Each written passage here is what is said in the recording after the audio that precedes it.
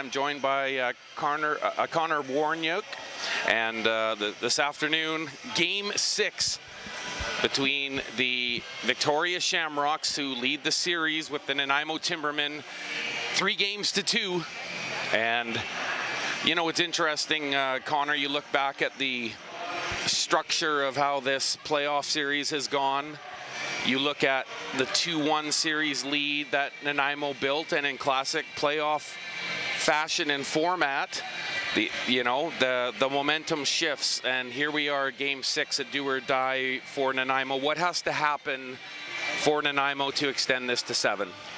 Well, I think they needed, obviously, to regroup after that Game 5 in Victoria. I mean, that's one of those games where there's always one game per series. Doesn't matter who's in it. It's an outlier. That game was obviously, nothing was working the way Nanaimo wanted. I don't think that they need to panic or anything like that. They're a good lacrosse team.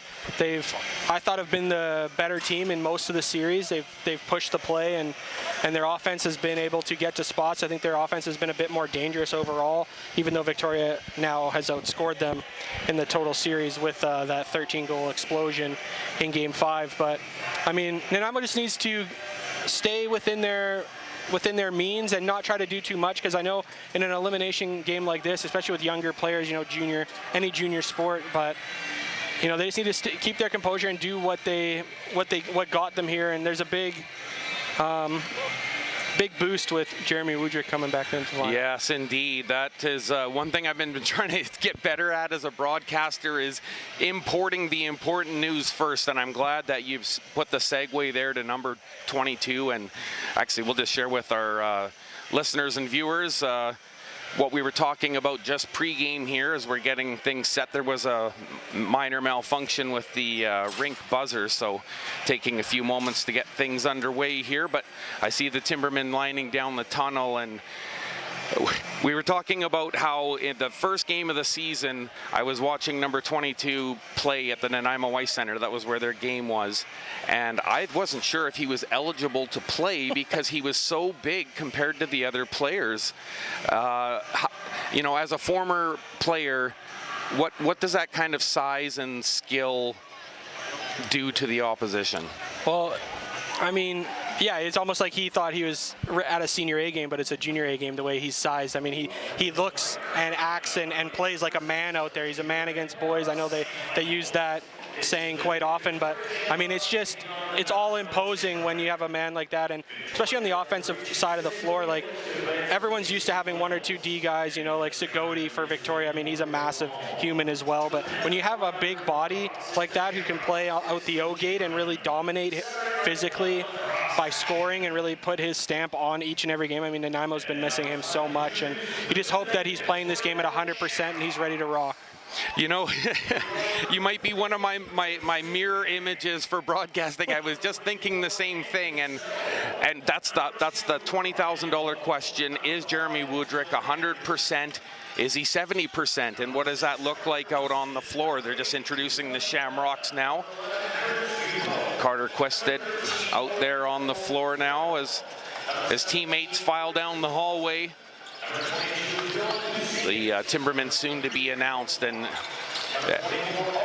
I don't think in any circumstance does having number 22 even at, let's say, 70-75%, does that hurt your team's chances at all? He's a smart player. You often get that mix of size, skill, and intelligence, and you see it out on the floor with the way he moves and with the way that he controls like you said, how he helps push the play, and that's going to be a huge factor in today's game. Getting ready to introduce the Timbermen here, and should be number 0, Keegan Okino, starting in goal at the other end. It looks like in goal, Grayson Manning gets the nod over Angus Snow, but Snow will remain in the backup capacity, and I was watching him in warm-up, and he looks dialed in as well. So everybody top to bottom is ready to go, and we're just about ready to get this thing underway. I'm going to leave you in Connor's hands for a moment, and we'll be getting ready here for some face-off action. Game 6 just about to get underway. Exciting stuff. All Lorenzo, jack of all trades, heading off to do the anthem here inside Frank Crane Arena. No Ben Pollock for Victoria tonight. I don't know if it's a healthy scratch or an injury, but Ronan London comes in from the Junior B Tier 1s, and Ben Pollock is one of those players that doesn't really get the recognition as far as score sheet, but I mean, he's so good on that right side, setting slip picks for O'Farrell and getting loose in front of the net and creating havoc. It'll be very interesting to see how Victoria fills up those holes.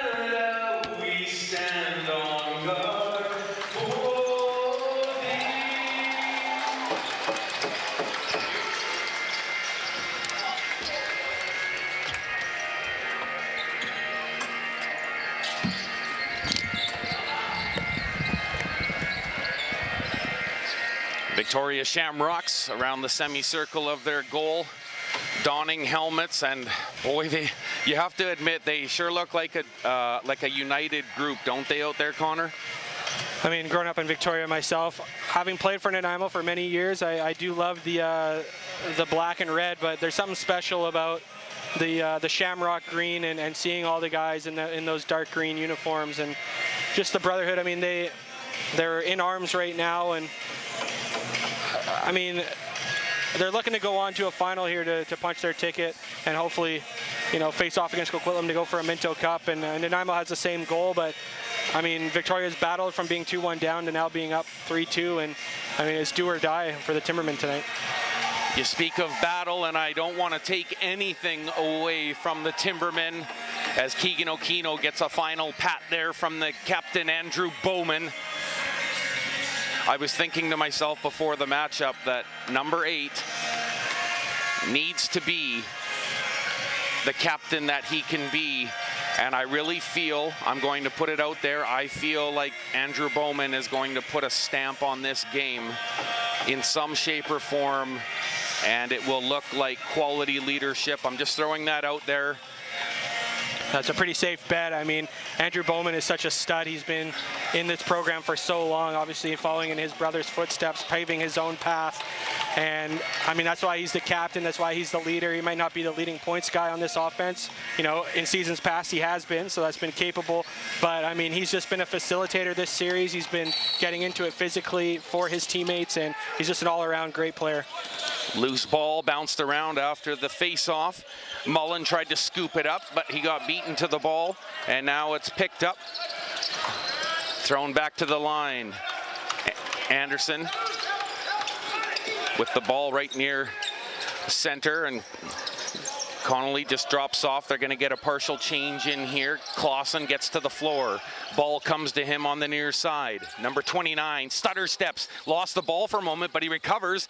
And now the ball is claimed by the Timbermen on the counter. But he's 2 players all over Mullen, so he's been effective here early. Pass over the middle, takes a bounce, goes off of a basket. Searching for it now, Andrew Bowman. But it's collected by the Shamrocks, and a slip on the floor. Ball is thrown towards the line. Timbermen trying to fight for it. All sorts of scrambly play to start things off here. But Mullen collects and gets things going. 25 on the 30 as the floor is being surveyed. Oncoming traffic. Back to Bowman. Has a look down the lane. Fires back, looking for some help. Right through the middle, going for the cut. Mullen shoots. Oh, and that was off of the bar, I think. Maybe just skimmed the bar as he tried to go up over top of the goaltender. And Manning did well to stay with him on the counterattack. Here come the Shamrocks, and that shot just misses on the left boot side. Ball is sent to the corner as the Shamrocks get set up. A nice tidy T formation up the middle, keeping them from advancing. 6 on the 30, shot from distance, and that one's saved easily as the shot from Ryan Lowe gets swallowed up. A good start here for Victoria, getting a couple early shots from Ryan Lowe, get him going, the hero in game 4. And now Nanaimo's offense with Wall will try to get started. Lincoln Wall delivered the ball. Has it returned to him. Has a look to the top of the perimeter. There's a shot from the left side, and that one takes a couple of hard bounces behind the goal, and then it comes all the way out. And time's turning over here, so the Timbermen will turn the ball over. And players are touching their feet pretty aggressively here in this first period. Looks a little bit slippery. A couple spills. Klassen went down. So did Segodi. So that'll be interesting because it's hard to cut and set picks when it's so slippery out there for these offensive players. Grayson Thompson delivering the pass, and that shot goes off of the back of Gunderson, and nice defensive play there. Timbermen work it off of the wall, and now running down the floor, having a look. James Hall delivers to Mullen. Joe Mullen sending it over to Matt Bowes. One of the most wicked shots in the BCJAL. Has the ball. Bouncing off of the check of Curtis Guilbeault. Bowes delivers to the left side. Bit of traffic, shot, and that's saved. First off of the right knee, and now sent down the floor. After that stop from Grayson Manning. Back on the counterattack. Dorian Connolly delivers up top to Lowe. Ryan Lowe having a look. Moves in from the point. Being watched on the far side by Jeremy Woodrick. Josh Adey goes into his lane. There's the quick stick, and that one just wide on the near side. And the Timbermen recover. Bounce pass finds its way to Adam Wong. He's going to wait for the full change from the bench and delivers the ball here now. Sam Struthers, a very fleet-footed player. Maybe one of the fastest you'll see on a breakaway. That one bouncing off of the glass twice and back down into Timberman territory. We're just about 4 minutes played. Connor, so far pretty even, I would say. Yeah, absolutely. I mean, both teams have had offensive chances. Nanaimo's had an over and back call twice now, giving Victoria possession with O'Farrell starting over the top. Controlled by Owen O'Farrell. Has it knocked out of his basket. Almost a slip there from Hall as he gets back down the floor. You're right, the players are very conscious about their sneakers here today, but looks like things are starting to settle down a little bit, or they're at least getting used to the difference in the surface. Down the left side, shot, and that one bounced off of someone in front, and the Shamrocks on the counter. It's basically a 2-on-1 now. Getting some help is the captain. There's a shot, they score! Dorian Connolly on the odd man rush. And he waited just long enough, Connor, to deliver that ball between the wickets. And it's a 1-0 lead for Victoria. Well, it's just such a bonus when you can get goals. I say, you know, these goals are bonus goals. When you can get a goal from your defense in transition, it takes the pressure off your offensive players, especially early in the game, in such a pressure-filled, you know, close-out game. You know, they always say the hardest one to win is the fourth one, and that's exactly what Victoria has to do tonight, and they're starting off the right way with a 1-0 lead. That quick transition down the floor benefiting the Shamrock style of play, and it resulted in a 2-on-1, and even though the captain, Andrew Bowman, was there, it was the winger coming down the near side that really created the problem and the 2-on-1 situation for the Shamrocks, and they capitalized, and they've drawn first blood here. O'Farrell sends it to the right side, driving the net, but no shot. Now Lowe does, and he fires it, cranks it off of the bar, and that's probably the hardest I've seen him shoot this series. Yeah, Ryan Lowe is on his wrong side. Really hard for Keegan Aquino to time it, and he put it near side off the post out of play, reset Victoria. Off of the boards, Carter Quested, and play is stopped, and the Timbermen will gain possession here. And the Timbermen could really use a strike back shift here as they get their new crew out on the floor for this offensive foray. Struthers buzzing through the crease area on the near side. Ball goes off of a Shamrock, but they recover. Over to James Hall, loads, fakes the shot. Up top, looking for some room, trying to get loose. Jared Masnick, and he's got 4s on the 30, driving the middle, holds, and an overhand shot. That's saved, and they get the reset, but is it going to be collected? There's a big battle for the ball. Bulls going back the other way. Here's a potential breakaway. Grayson Peskett shoots, scores! And it's a 2-0 lead for the Shamrocks. And Peskett made no mistake using all the room he had, and he really opened up the goaltender with that first move, and it's a 2-0 lead. Well, it all started, Jared Masnick unfortunately couldn't handle the rebound, and Peskett scooped it up at his own blue line and looked up and saw no Nanaimo defenders in his way, and that's 2 goals in transition for Victoria. Grayson Peskett getting it done, the captain for Victoria, leading the way, and I mean, they're just looking like a team that wants it more right now. Nanaimo has to settle in, start swinging the ball, and really just playing their game. You have to think some offensive zone pressure or time might help that a little bit, as Mullen trying to open up some room, but there were 3 green jerseys in front of him, so he's going to switch off here. From the outside to the middle, and Bowman couldn't handle that quick flip pass, but they still have possession. 10 on the 30. On the near side, Struthers tries to lose his check, puts it down below the goal line, looking for some help out front. Here comes the shot, and it's saved. A low one from the outside from Masnick, and on the quick counterattack, once again, moving in down the lane. Luca Pavetta shoots, and that one, he goes rolling through the crease. Body sliding everywhere after that exchange, and he still has some energy to get into it with the Timbermen, but possession now, 10 on the 30. Swung over the middle by Grayson Thompson. Late trailer comes in. O'Farrell winds up, fakes it near side, and that one shot from the right. Good stop as that shot came in from Grayson Thompson, who's been so dangerous in this series. James Hall, you just never know what he's going to do, especially off of that right side. And he really had the Timberman defense guessing. Momentary bobble in possession, but recovered. James Hall. Now they drive from the outside. In the middle, they score! A diving effort through the middle. And the Timbermen got exactly what they needed. And that's a momentum shift. Well, what a goal by Lincoln Wall. I mean, an individual effort. That's what it's going to take for Nanaimo to win tonight here at the Frank.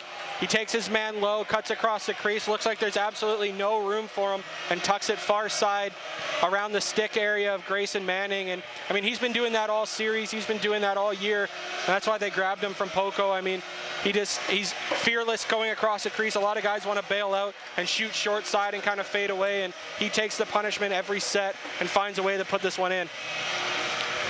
Lincoln Wall with a huge goal here. It might only be one, but they've cut the lead in half. And now the Timbermen win the face-off. We talked about those momentum shifts, and Nanaimo would do well to continue to, as you say, Connor, sling that ball. Far as Struthers took a stick in the face, he scores! Sam Struther, he took a stick to the face, but he let the ball go. Nobody thought it was coming, and he fires it over on the stick side. Once again, have they found a spot, Connor? Oh, we're right back even now, and what a goal for Sam Struther, the former Victoria Shamrock. Comes around the pick and gets into that kind of soft spot in the middle of the defense, and there was no slide from the top. A little bit of a defensive lapse for Victoria. Puts it in the exact same spot as Lincoln Wall, and now we're back tied. The Timbermen with an answer back ×2. So far, a run of 2 goals each. Can the Timbermen build on that? Ball is moved around the outside. Jet Klassen tries a high pass to Ryan Lowe. Couldn't get up and climb the ladder high enough. That results in Timbermen possession. Sam Struther with a huge goal, and I told you about his speed earlier, and it was on full display as he shook his check from the right corner and he dove across torpedo style, and he delivers a huge ball for the Timbermen as they move towards the net. The captain trying to bulldoze his way through the crease, and that one's just stopped up short of the shot. Well, a great play, a great two-man game by Bose and Bowman. They've been doing it for years, and if they can get that thing going, as well as Masnick and Woodrick on the far side, I mean, it's going to be a dangerous offense for this Victoria defense to contain. O'Farrell, a couple of spins, puts for a quick stick, and it's a 3-2 game. The Shamrocks with the quick strike, basically 360 moves from O'Farrell, and he delivers the ball. Everyone thought he was going to shoot, and like you said, trying to pick short side, and that quick stick is delivered, and a quick stab to the momentum of the Timbermen.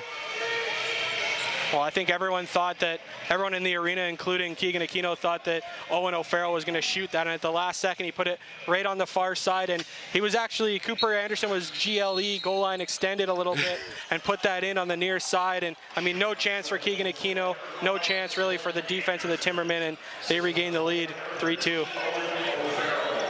But the Timbermen, I'm sure, would agree it's better than a 2-0 lead like the Shamrocks held. Jet Clausen sends it up top. Fake shot from Quested into the middle. Ryan Lowe searching for the ball, and he couldn't find the handle. Scooped up. 10 on the 30 shot. That gets the reset, and it's collected by Lowe. Here on the near side as Aquino shores up his goal calmly and coolly. Far side for Lowe, shoots, and he got it off the chest of Aquino. Scramble for the ball in the corner. 14 on the 30. A big four-man battle, make that 5 as Hall decides to join the mix.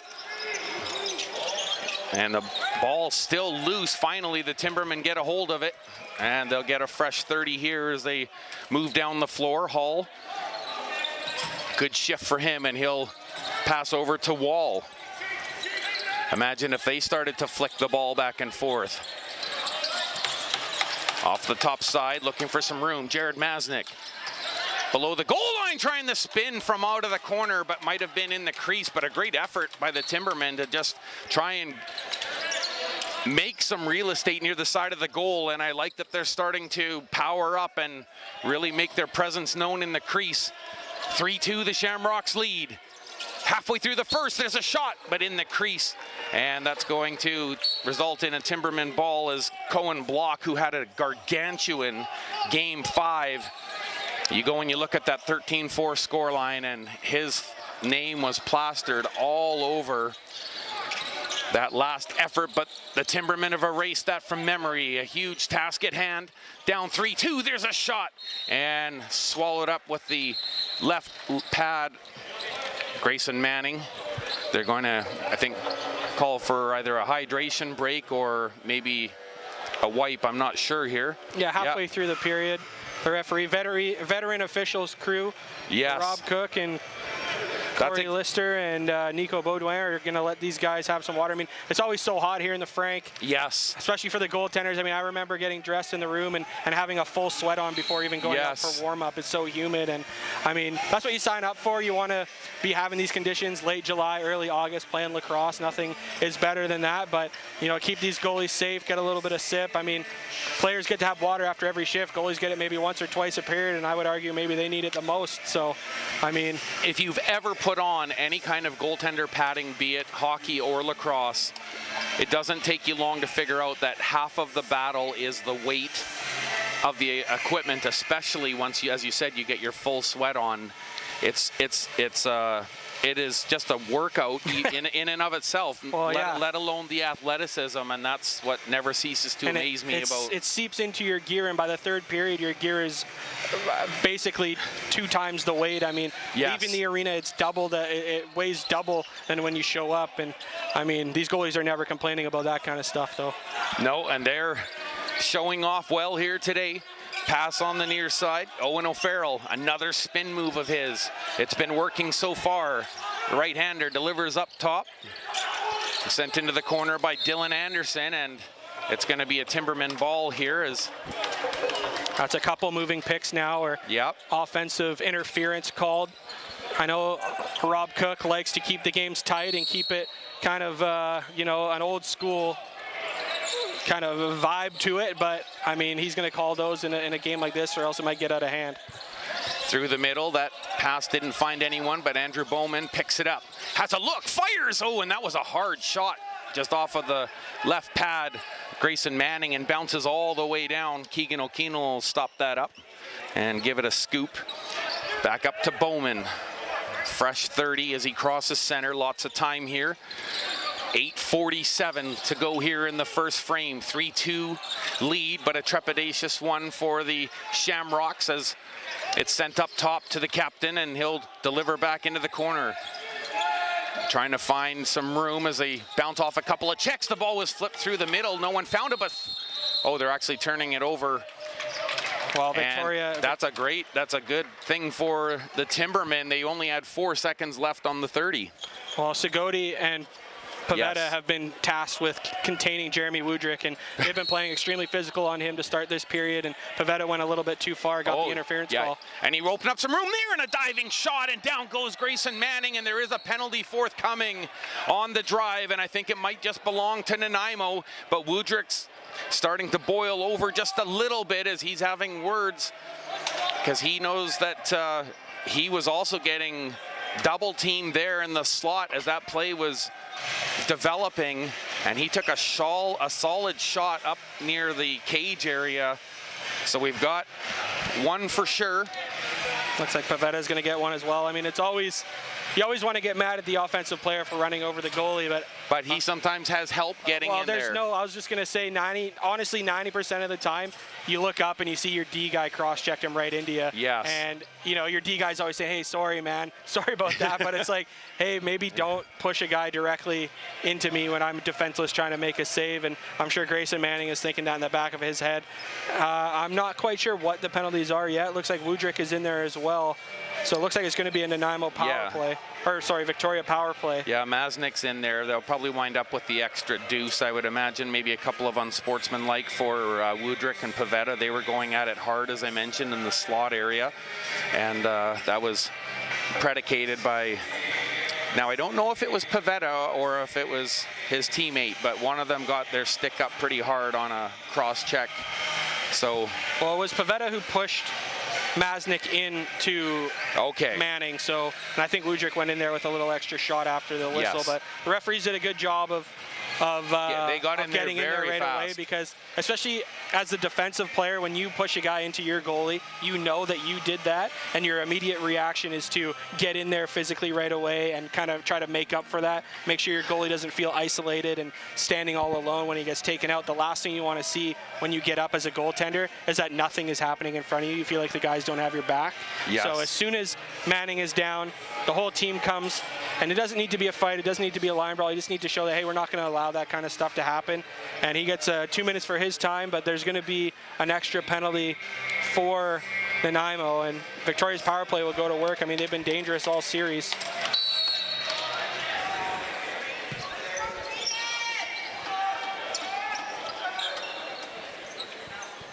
Shamrocks with an opportunity. Cohen block, tried to pass that one through the crease, and that one was blocked in front by the Timbermen. Some good sticks in the lane there, and they have a counter-attack here because of it. They're going to take their time. Delivered back to Joel Mullen. Josh Adey getting to the bench. Andrew Bowman. 11 seconds now on the 30 as he takes his time. Being watched up the middle by Ole Pemberton. Pemberton gets a stick in the lane, but that one goes wide, and it actually hits the near side official. Shamrocks with the ball once again. Philip Busenius, but he's going to get it to O'Farrell and get off the floor. Jet Klassen on the near side. Sends it up top to O'Farrell. Low. Now on the near side for O'Farrell, got the return pass. That one's off of the shin of the Victoria player, and there's a basket on the ground there, but the Timbermen are back the other way in numbers. Mullen, now 45 seconds remaining, and there's a delayed call too, I believe, and it must have been on the defensive side of the floor. It looks like it was a legal substitution. That front runner got out to stop the Jordan Vincent breakaway, and Vincent pulled out, and it would just kill this 30. We have a 5-on-5 set here. And a quick shot on the near side by the captain, and that one rips wide as he was hoping for a very quick release, and he got it. Oh, it's actually holding the stick on Ryan Lowe. You mentioned there was a basket on the floor. I mean, there was a glove and a stick on the ground that usually doesn't happen on its own. So looks like, yeah, Ryan Lowe's going to go for 2 minutes for holding the stick. And that's a penalty that you could call on literally every set of every offensive player ever. But, I mean, it gets exaggerated when you see a defenseman having his stick and glove on the ground. There's really no chance to not call that if you're unofficial.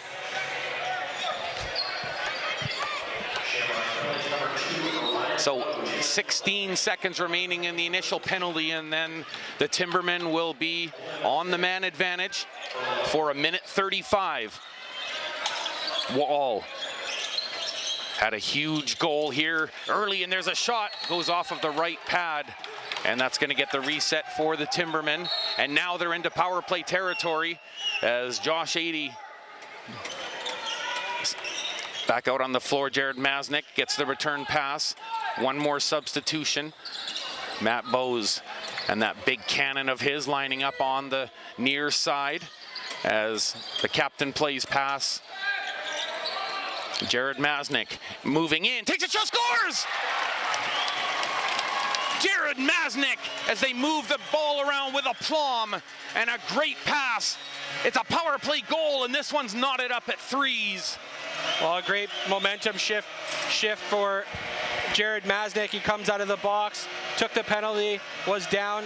Victoria had a penalty themselves, so just coming out of the box, creating a power play situation, takes his spot at the shooter, comes in, throws a little twister, just enough to get Grayson Manning to stand up and lift his stick, and found his way underneath to tie this one up. And if Nanaimo's going to win tonight, it's going to be on the back of Jared Masnick on that right side. He is just some kind of driven right now on the counterattack. Grayson Thompson trying to reverse things here, but he's seeing white everywhere he goes, white and red. Timbermen turn it over. Ball is sent up the floor. Adam Wong waiting for help, gets the bounce pass in. Sam Struther, he's also got a huge strike in this one. A great diving play here in the first. BC Junior A style through the crease at about 20 miles an hour. Fighting off the check, trying to get some room, looking for the backhand shot and just running out of real estate. But the Timbermen are driving the net hard. And no exception, Jared Masnick, he just keeps taking the ball and saying, I want to get to that net. Low. Now in the Timbermen, and there's a hard shot, and that might have been off of the mask. And the ball bounces up the floor, fortuitous bounce for Adey. Tries to shoulder his check. Waits for some help now. Good decision, and he gets it. Little rolling pass. And now Ty Pilkington surveying the situation from the middle of the point here as they move it in. Quick pass to the near side. The return, winding, fired. There's a hard shot from Jeremy Woodrick. And he gets a lot of pepper on those. But interestingly, Woodrick going off now after getting that quick shot off. They're managing his minutes, and very intelligently so. There's the captain, Andrew Bowman, gets a hit there to the middle, hard shot, and that one just stopped right off of the Shamrock crest. Oh, and look at this, we've got a tangle up right near the middle of the floor, and two players went down in a heap and a quick twist. Matt Bowes was all tangled up. And that's Cooper Anderson. I think Anderson was maybe, I don't know, it looked like he was kind of the one on top initially there before Bowes rolled out. What did you see, Connor? Bowes got caught up with Anderson after the shot, and Anderson tried to break, and Bowes kind of was locked up with him. And it looked like they kind of got into a bit of a grabbing match, went down to the floor, and I mean, we've seen it before. Andrew Bowman, we talked about it off the hop. He always sticks up for his guys, but in this situation, kind of got a little bit overzealous and jumped in. I wouldn't say as far to go as a third man in because it wasn't a fight or anything like that, but he's going to get the extra 2 for joining in on the scrum, and that could be costly for Nanaimo as they were. It looked like it was going to be a 4-on-4 situation, and now it might be, well, it definitely will be a power play for Victoria. But I mean, just to touch on Jeremy Woodrick, seems to be favoring his leg a little bit still. Okay. you know, I know he can run with the best of them when he's 100%, but he's taking these quick shifts and they're monitoring his minutes. I mean, he was out there for one set, took a shot, came off, and I think he's just trying to ease into this game a little bit. I mean, it's one thing to come back from injury at all, but to come back from injury in an elimination game against your biggest heated rival, the temperature you can't replicate it in playoffs. Like, it's just, you know, it's all intense. It's probably the most pressure situation he's been in wearing a Timberman uniform, and he's just trying to ease into it. He's had a couple good shots, a couple good looks, and I mean, Victoria's playing very heavy on him because they know if he gets loose, it could be very bad for Grayson Manning. Grayson Manning's played very well to this point, but I concur. I think a storming number 22, given a little bit of room right in front of the red paint, he's going to have a hard time stopping that kind of opportunity. And now Fikowski into the box. This is interesting, very development. Interesting. I'm not quite sure what the Jake extra... Fikowski.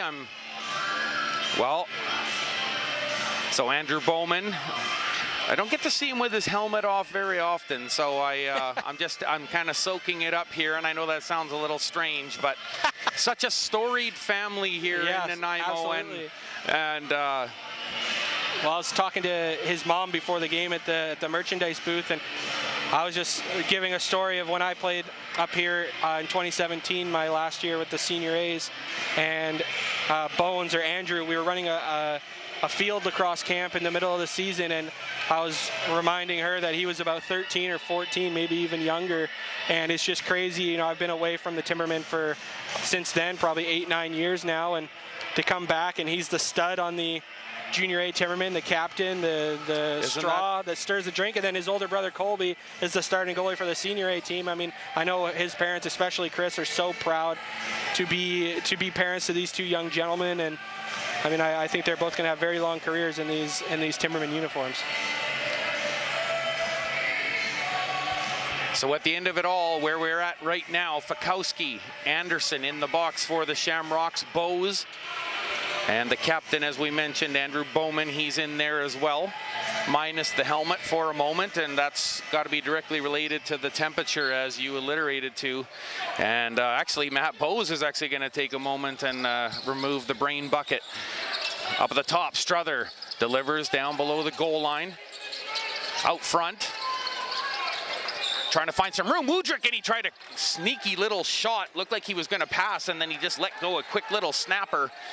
Victoria on the counter here as they get past center. Piskett, he has a marker in this one. It's 3-3. So even situation. We weren't sure if there would be a power play, but everything evens out. Quested around the middle, delivers to the far side, gets the return, fakes the shot. He's a lefty over to Lowe. He finds some room, moves in, shoots. Oh, and they score! It found some room between the wickets, and I think it bounced up and just up underneath the bar. It's a 4-3 Shamrocks lead. That came out of nowhere. Well, Ryan Lowe, I mean, he comes around the top, and that's a goaltender's nightmare, especially a player of his caliber. The last thing you want as a goalie is when he's tracking across the floor and shooting back to your stick side, your post side. Yes. And, I mean, it's a nightmare to track, and especially from a talented player like Ryan Lowe. I mean, that's the worst possible thing you can give up for the Nanaimo defense, and Lowe has been able to do that a few times this series, and now Victoria has regained the lead.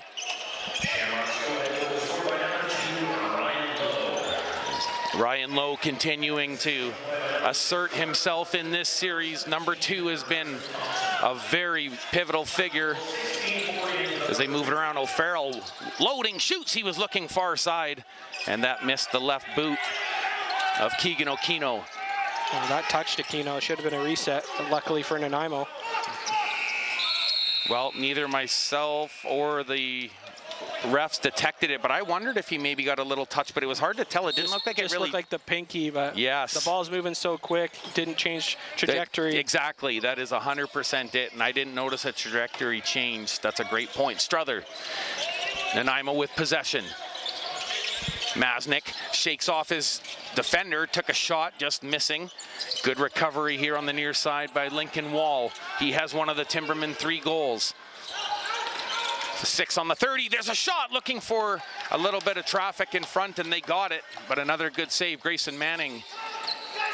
Oh, you can see as soon as Victoria gets the ball, the defenders are breaking off. 2 goals from the back end already in this first period, and Struther did a good job of keeping up, or else it would have been another odd man break as Manning was looking for that long outlet pass. As I mentioned, Sam Struther, one of the most fleet of foot out there, and thank heavens for his speed for the Timbermen. He got back and helped negate that situation as the Shamrocks move it around, but they wind up running out of time. Joe Mullen quickly down the floor. He's being tailed by Adam Wong, but he's going to deliver to the middle. Lincoln Wall, a lefty, sending it cross court. There's a stick in the lane in front of the goaltender. A quick little flip pass to no one in particular, but it's going to be collected by Wall. Protects it well. Nice little over and around as he sent it to the middle. Here's a chance up shot. Owen looking high. The rebound and another save sliding through the paint. And the right pad kicking that one out. Grayson Manning with a big stop as he just stayed squared to the shooter. Well, Woodrick tried to take advantage. Peskett broke his stick, cross-checking Woodrick earlier in that play, and he wanted that ISO one-on-one with no stick. I mean, the defender pretty much has no chance, especially on a man with the size of Jeremy Woodrick. He got a good look and a rebound as well, but just couldn't get it to fall. In the last minute, shot, and a tight goal post stand there by Keegan Okino on his left side. Helps keep that one out. Another shot for the Shamrocks. Here's the fake shot, and that one's whistled wide, maybe actually off of the pad, but now 35 as the Timbermen tried a quick shot. And going for a 2-for-1 situation there. If you shoot with around 38, 39 seconds left, you should get the ball back theoretically with time to call a timeout and go 6-on-5. Well, the Shamrocks have the ball, 20 to go here in this first frame. They lead by a goal. O'Farrell holding, shoots, scores! Oh my goodness!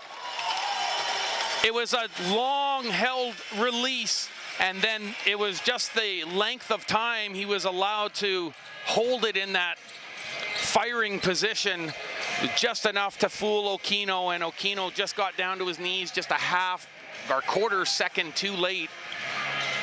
Yeah, I mean, Keegan Aquino, he's going to want that one back. That was from about halfway between the slag sign and the dotted line. And I mean, Owen O'Farrell, he's a great shooter. He can shoot anywhere with it. He's got power, he's got finesse, but Aquino got about 90% of that one. And I know that, you know, a goalie of his quality, you know, if he thinks he's got 90%, he knows he should have had that one in his heart of hearts. And that's a 2-goal lead with 10 seconds left.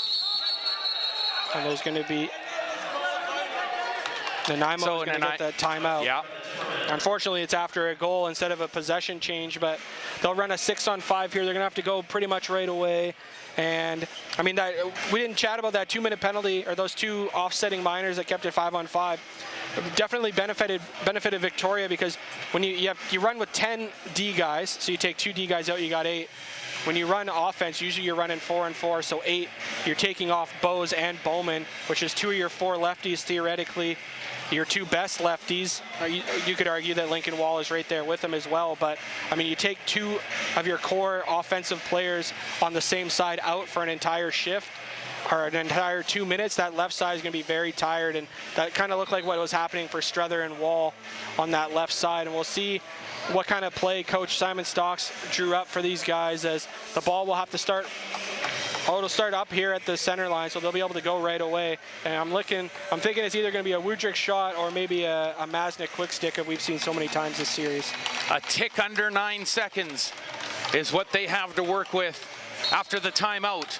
Wall quickly into play on the near side. The Bose sent it across. Oh, and a hard hit. That might negate any chance here. They're just not going to be able to get loose, or will they?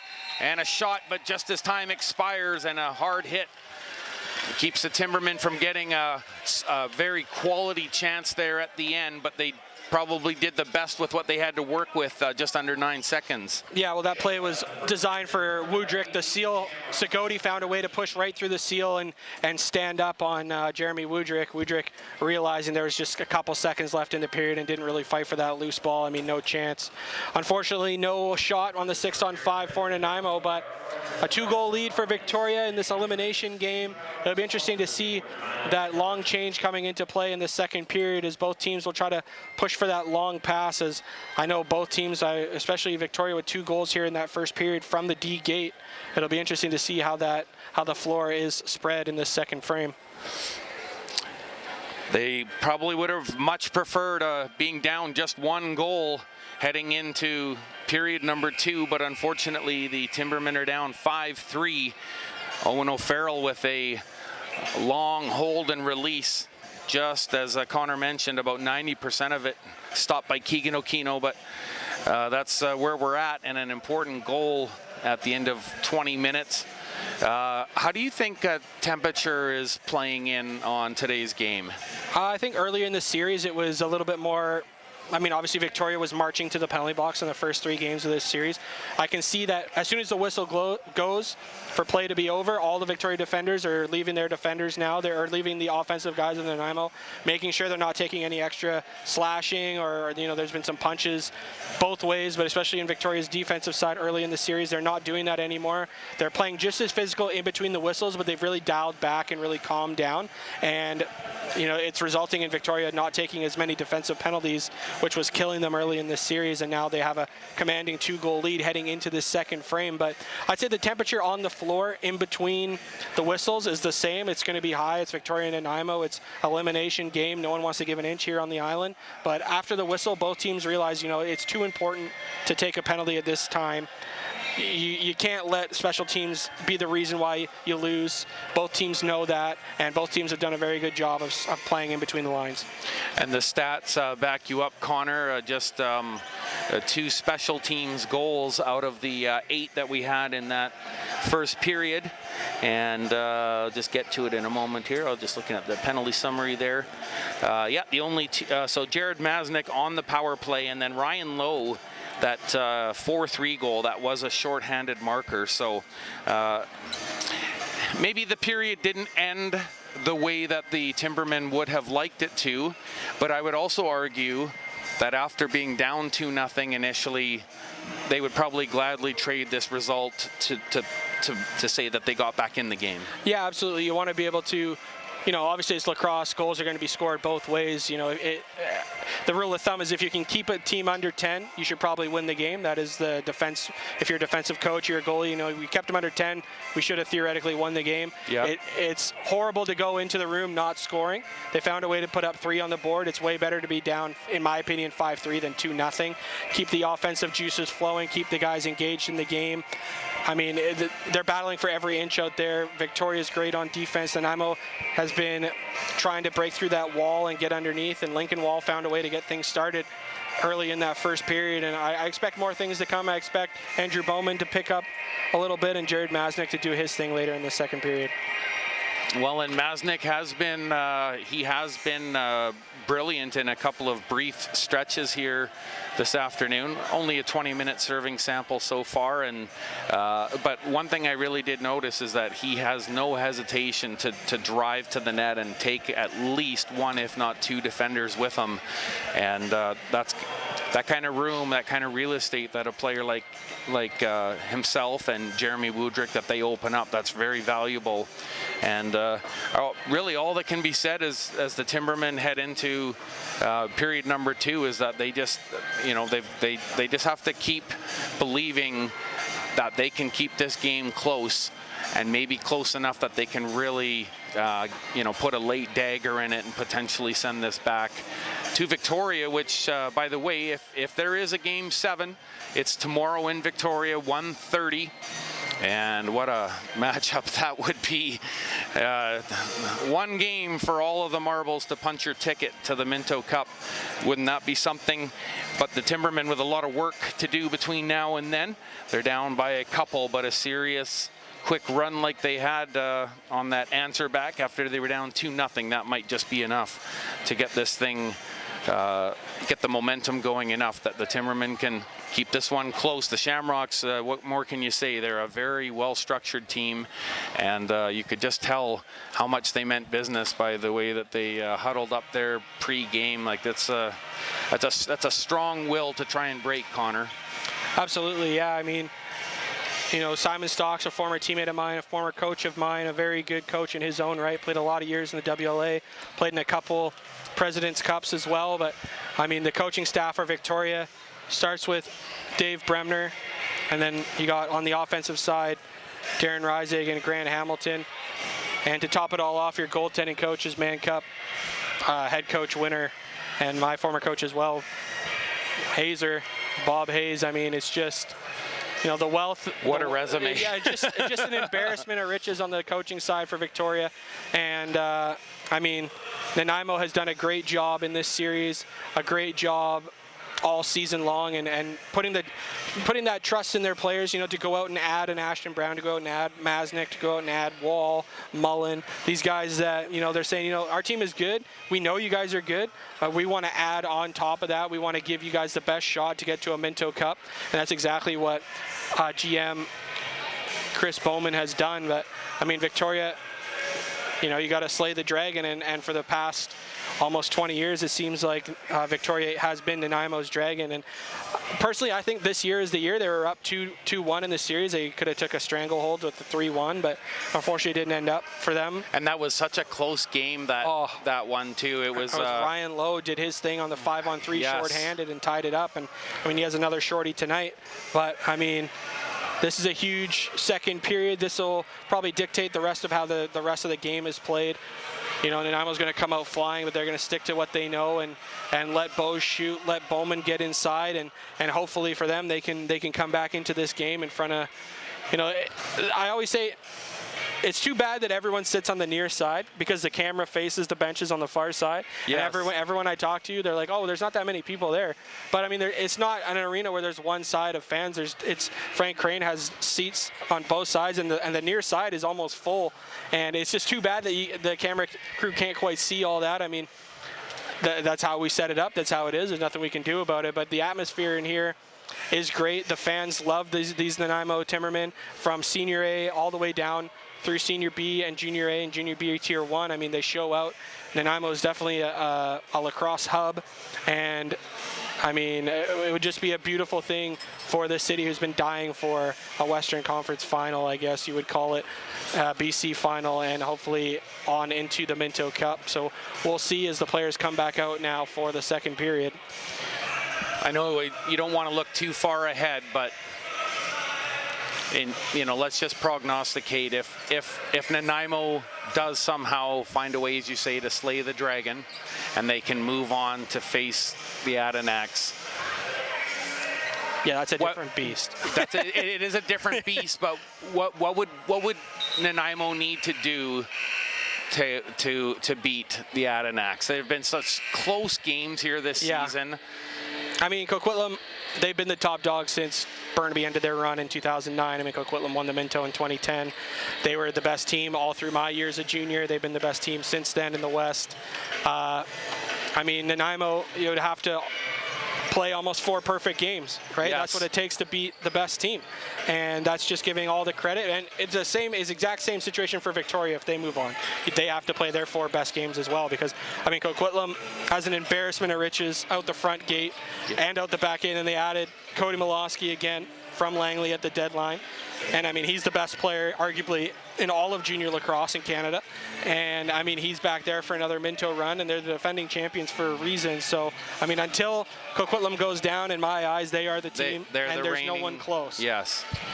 I mean, I would love to see either one of these teams. If it's going to be at the Frank, I mean, I can't wait to do the games, call them with you and Dan, but if it's in Victoria, I'll be going down there to watch at the Q as well, because I mean, Coquitlam is just the best version of lacrosse that we have in this country, and no doubt it's just such a treat to be able to watch these teams, and this series has been nothing short of spectacular. It has been. I mean, such close games other than that one outlier, and it'll be, I mean, interesting to see just a 2-goal lead. There hasn't been very many 2-goal leads in this series. I know that both teams have had runs where they've been up 4, but it hasn't lasted very long, and the games, especially up here, have been 1 goal each way. So, I mean, I expect that to carry on. I expect Nanaimo to kind of get a little bit grittier and work towards the front of the net. Very quickly, a word on the positioning of the benches and the line changes now. Yeah, with the long change. I mean, the goaltenders, the D guys are going to be sprinting to get off early for that long change because, I mean, the O guys, they have until the edge of the red box to stand. And they won't be considered too many men, but both these goalies can pass.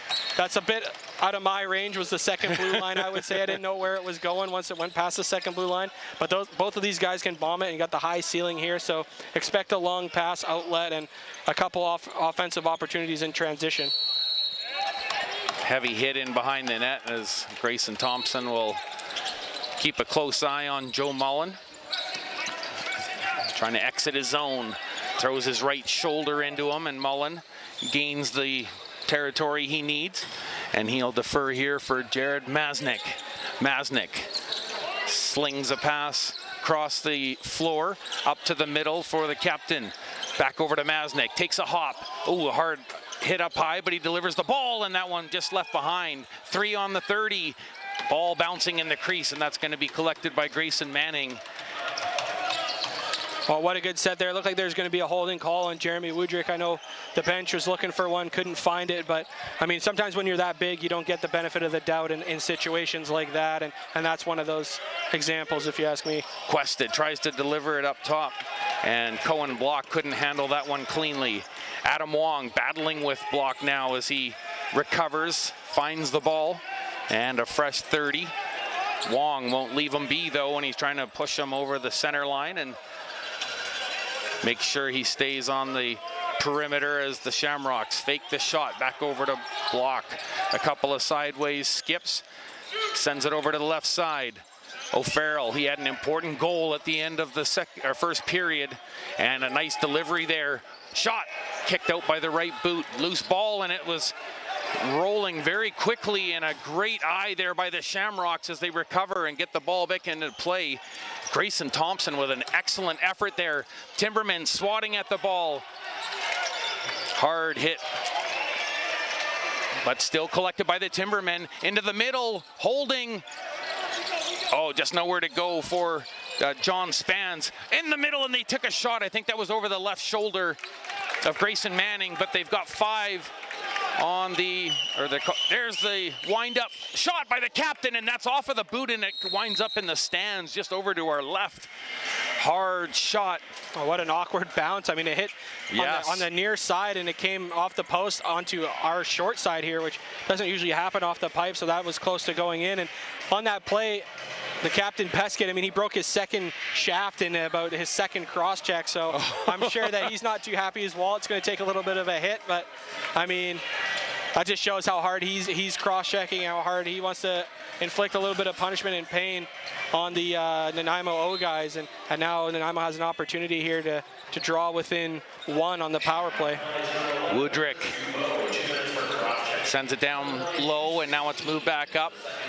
Bose digs his shoulder in, gets a return pass, has a little bit of room as he moves the basket around but doesn't fire. Now he has some room, holds. Oh, and that pass just a little too high, and now the Timbermen trying to play catch up to the ball, but Woodrick can't reach it. 1:33 remaining in the penalty here to the Shamrocks.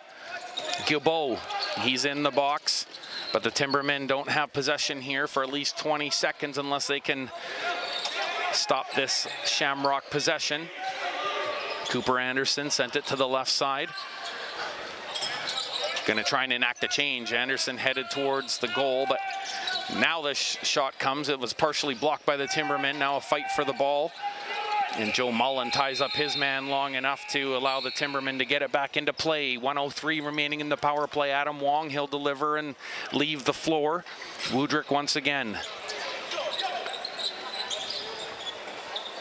gets the return pass from Bowman, who just came out to the floor, gets it up high. Thought about shooting, but he doesn't get rid of it yet. Hard shot. Oh, and the ball just bounced by the Timberman player at the near side, Jordan Vincent. Actually, pardon me, that was Woodrick. I guess that was in the vicinity. The Timberman could really use a nice hard cracker from him soon, and I'm sure he'd love to deliver. Quested on the Shamrocks possession now. 33 remaining in the penalty to their mate, Gilbo. Once again, there's that sneaker check that Connor talked about as Carter Quested backs the ball up towards that second blue line. taking their time. 5 on the 30. Now there's the shot as Quested challenged from a sharp angle and then quickly gets off the floor. Boy, those pink runners of his, almost like a little electric bolt as he heads over to the bench. He's so fast. Well, such a good player and finds a way to get into gritty spots for being a... This is scores on the near side, a quick release. Jeremy Woodrick, and I called it just a minute ago. I love it. I love it too, and there it is, Jeremy Woodrick, and he's promised and delivered yet again with a great shot. Man, when he loads, you don't want to be the goaltender unless your last name is Warnyuk. I don't know about that. But Grayson Manning, I mean, no real chance. Jeremy Woodrick, he's such a big, imposing player. He was just outside the dotted line, dropped his shoulder, and then when you drop your shoulder, you don't really know where that ball's going as a goaltender, and he pulled it short side, hit the pad, went in, and I'm sure that's just such a relaxing feeling for Jeremy Woodrick. I mean, as talented as he is, you don't know if they're going to fall when you come back after a long break, and he's fired up, giving it to Grayson Manning from the bench right now. Grayson Thompson gets a shot off. Is there a delayed call coming up? Yes, I believe there is, and it's going to go against the Timbermen for that foray that occurred right in front of Keegan Okino on that scramble for the ball. It looks like it's going to be Thomas Young as he gave Grayson Thompson a little extra shot at the last second there on the ground, and referee Nico Baudouin is going to call that every time, cross-check. And that's one of those penalties where it's a timely penalty. You can't really be taking those in a game like this. I mean, that's undisciplined. There's no real... You're not stopping a scoring opportunity in that situation, so the coach is not going to be too happy with that. And they had all the momentum after that goal, and now they're going to have to kill off another 2 minutes here. And that's a tall not an easy order task against the Shamrocks. And part of the problem is number 2, Ryan Lowe, as he quarterbacks this power play from the top of the point, or the umbrella as some people call it, and he gets the ball now and he fires. That's off of a body, and a good block by the Timbermen, but Gavin Gunderson can't quite reach the ball as it was bouncing around. Good job by Okino to anticipate that ball, and he scoops it down. Timbermen shorthanded. They're going to want to press him right away. Defensive guy, Gunderson, good with the ball, but not quite the same as an O guy, and they wanted to press him right away as they try to kill the rest of this 30 seconds. Jordan Vincent taking his time. The righty just has it sitting there in the basket, but he's toying with the Shamrocks defense a little bit. Good recovery. Takes a shot from the sharp angle, and that gets off of the, well, though they're saying maybe off of the side of the goal. Is that? He was below the goal line when the ball was released, yes. And there's going to be no 30-second reset there. Nanaimo was looking for one, but good call by Baudouin. Nico Baudouin, he's had a tight grasp on this one. Nothing's gotten out of control, and just good, pure lacrosse here today. Game 6, so much on the line. The Timbermen have drawn within a goal, but they're shorthanded. There's a shot. Big save by Okino. Can he trap it? And he does. It was bouncing around in front of him. And he sends it way up as the fans were getting excited as they saw that one sail through the rafters and navigated a couple of the lights, but it comes down ultimately with 35 remaining on the power play. Young standing in the box now. As the ball's moved around, Cohen block. Deferred over to the left side. There's the pass from the corner from Owen O'Farrell. He's going to get off the floor now and get a substitution. Block, delivers to the near side, and it rings off of the bar. Quick shot, quick release by Dylan Anderson, and he rings it off the bar. Huge moment maybe for the Timbermen. Maybe remember that bar here on the power play that has 5 seconds in it. Block, slows it down. Over to the corner, now 16 on the 30 as Young hits the floor. Gets into position, cross crease, and they were looking for a quick stick. Okino tried to reach for that ball with his left glove, was unable to tame it. Went through the crease. Ryan Lowe, ball skirts through after the defender. A nice block there at least. And a nice veteran play there by Okino to just take his time. Look at that bounce pass. It finds the intended receiver, but a huge battle along the wall. Put Pilkington in kind of a rough spot with the one bouncer. Ended up getting double teamed right away. Hard hit in the corner, but working away out of there, shooting, and and there's another big stop on that shot from Grayson Peskett. He's already got a goal, and it looked like he was zeroing in on goal number 2, and a big stop by number 0, Keegan Okino, keeping this one tight. 12:20 to go, second frame. Here at the Frank Crane Arena, it's another classic game 6. Pilkington delivers over to Bose.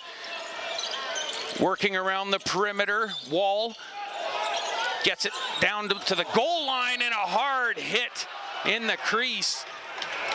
Oh, that looked like Jared Masnick hit his tailbone there, didn't it? Well, yeah, it looked, I mean, to me that looked like a penalty. That, yes. I mean, the personally, fans. he grabbed him and pulled him down. I thought that's what the call was. And everyone in the arena thought that, but no call. But we're even strength now as Carter Quested sent it up top. They were trying to set Zach Zagoti free as he raced through the middle, but a well-timed check broke that up, and Adam Wong has possession, bounces it off the floor to Gunderson, who's been getting some more time here in the second period, and he's been dependable so far. The man off the bench is Bowman, moving in, shoots! Oh, it was in between the legs for a moment. Oh boy, did Bowman ever just rock down Bowen with that one. There's a shot and a great defensive play. Josh Adey just getting back and getting his whole body in the road. Fantastic defensive play. And the Timbermen doing what they need to do to keep this one close and get within striking distance here. 5-4, just a little over 11 minutes remaining in the second period. Masnick bounces off of a body, sends it up top for Jeremy Woodrick, who had that huge 4th goal. Delivers, he's in the middle, holds, shoots. Oh, he scores, Jeremy Woodrick. It found a way, it just inched in. Oh my goodness, that stick is hot, Connor.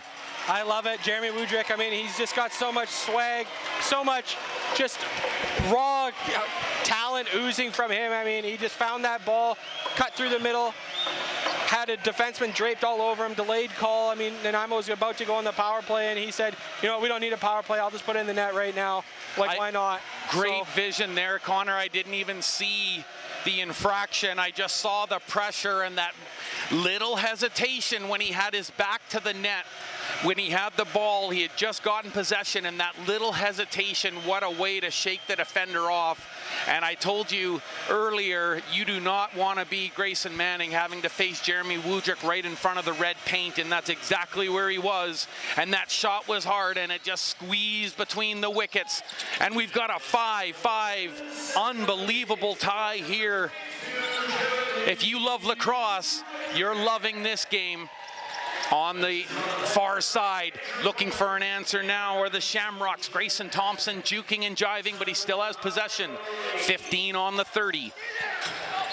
He's being watched closely as he moves towards the middle, but he deferred for Owen O'Farrell. Sent it across the court, only 4 seconds remaining. They're gonna have to time the bounce off the boards. I don't think O'Farrell's gonna get a shot off here, and he just gets shoved as possession turns over, and the Timbermen fresh off of some kind of momentum. Jeremy Woodrick, what has his return meant for the Timbermen here today? Ty Pilkington delivers to the captain off the bench, driving the lane, shoots this off of the right arm, maybe the glove, and a good save by Grayson Manning as he feels the heat from behind the goal, but he gets the scoop, and he delivers it up the middle once again. Peskett, and he's got wingers with him, delivers to the left, and there's a shot off of the crest, the Timberman crest. And Keegan Okino standing tall as he readjusts his net nice and coolly once again. And they need number 0 to be dialed in here now. Such a tight moment in the game. And we're just over the halfway point of that game. Tied at 5. Timberman trying to break loose out of the corner.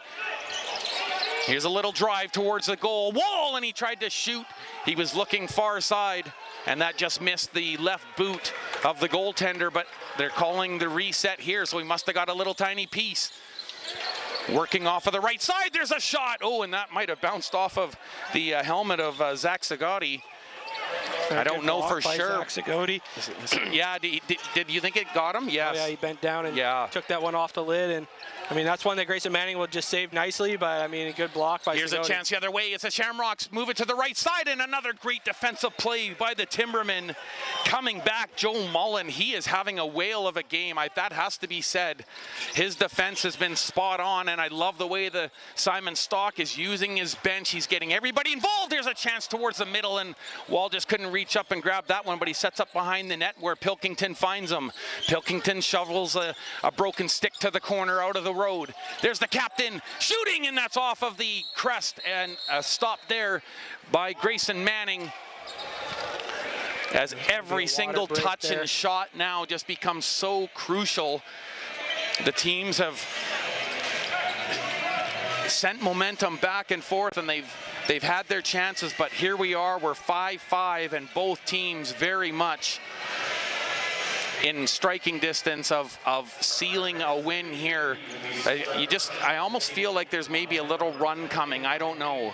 Yeah, I don't know who's going to have it, but I mean, Andrew Bowman has had 2 opportunities now in this period where I would call them grade A scoring opportunities. Yes. He came in the late man off the bench, and no one could quite pick him up, as Nanaimo did a great job of sending cutters in. When you send a cutter in, usually defenders follow you.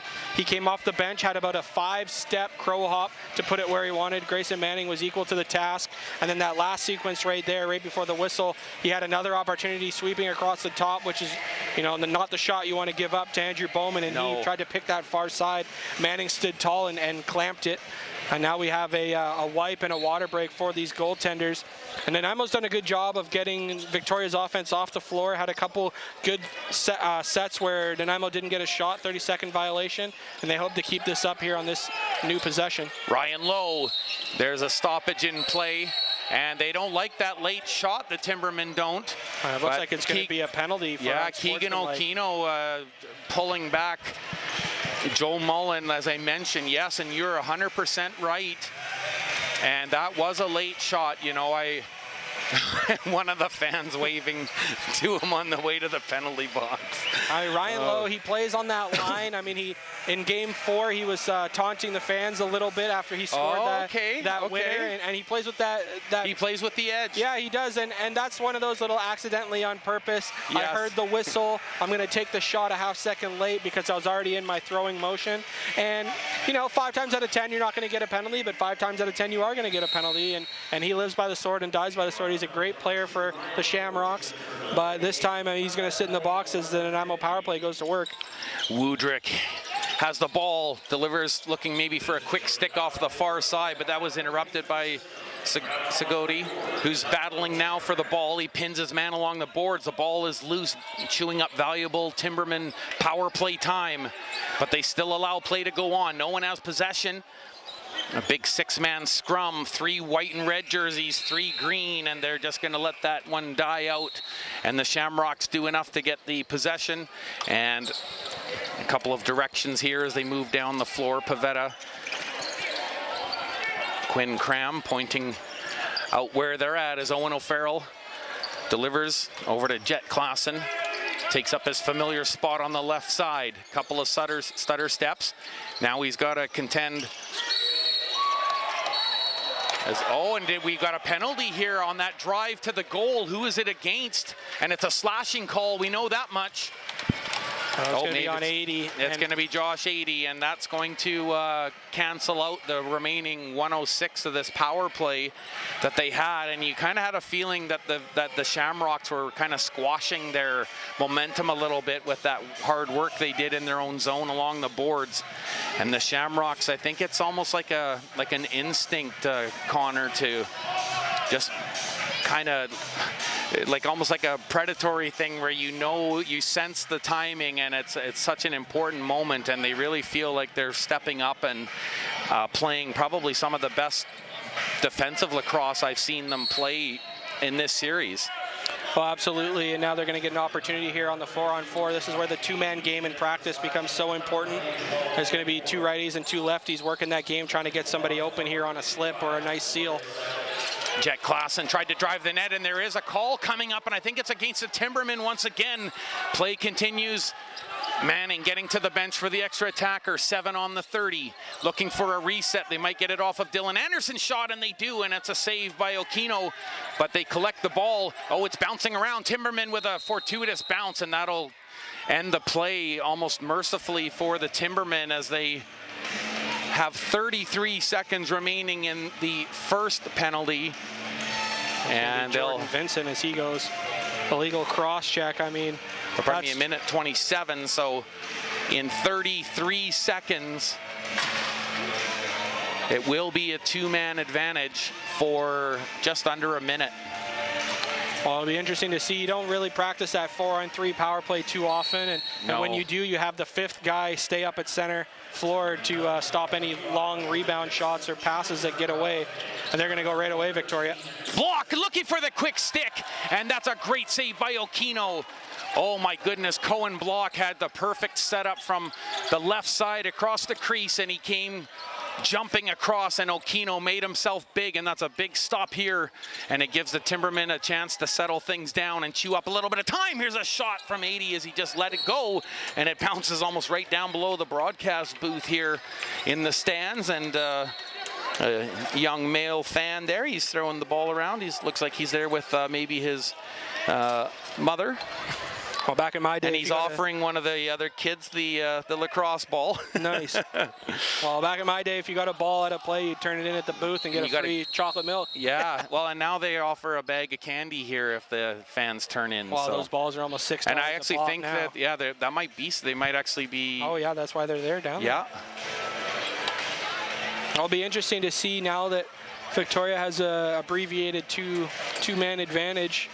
Yes. And they ran that play almost instantly. It was just a really simple double up seal. Block came down on the near side and was open on that quick stick. Aquino did a great job of driving to that near side post and beating Cohen Block to it. But I mean, I like the aggressiveness of Victoria's power play. Usually you settle in and you kind of pass the ball around a little bit, but they decided to go for it right away. And I don't know if using the term caught Nanaimo sleeping is the right thing, but they maybe a little bit by surprise how quickly they went, and they set that double up seal and kind of isolated Block on the low man, and luckily Aquino was there to bail out his PK. 34 seconds remaining in the 2-man advantage. Sent up top. There's a shot and a save, maybe off the bottom of the mask on that shot from Jet Klassen. And Okino sends it. Oh, and a good job for the Nanaimo to haul that one down. Gavin Gunderson helping the Timbermen get set the other way, but here's the turnover, and it's a 2-on-1. Winding, fakes the quick stick. Oh, and he tried to go up over top, but he put his foot in the crease as he tried to jump over. And a good turn of events for the Timbermen, as now just 9 seconds in the 2-man advantage and 40 in the other penalty. Here's a break down the right side. Wall looking for the man in the middle. Actually, part of that's James Hall, and he has Wall going to the middle. Masnick trying to signal for him with his stick to slow it down and wait. Jordan Vincent still in the box for 23 seconds. Jared Masnick on the near side, spins the stick, throws his shoulder in, gets a hit on the backside from Jeremy Woodrick, who's basically challenging all oncomers. He gets right inside on Grayson Piskett and says, hey, I'm ready to go to war. I don't know about you, but he's got to be careful. Penalties have been maybe not as costly as they could be, but it takes a toll on the team. And now Jordan Vincent's out. 4:40 in the period. A great kill by Nanaimo to be down 2-man and not give up a goal. I mean, that's massive in a tie game here. Low driving the net, finds the man in the middle, Quested with a quick stick, and he sends that one right off of the right pad of the goaltender. And Okino standing tall. Here's an interception back the other way, and the Timbermen have at least 2-on-2.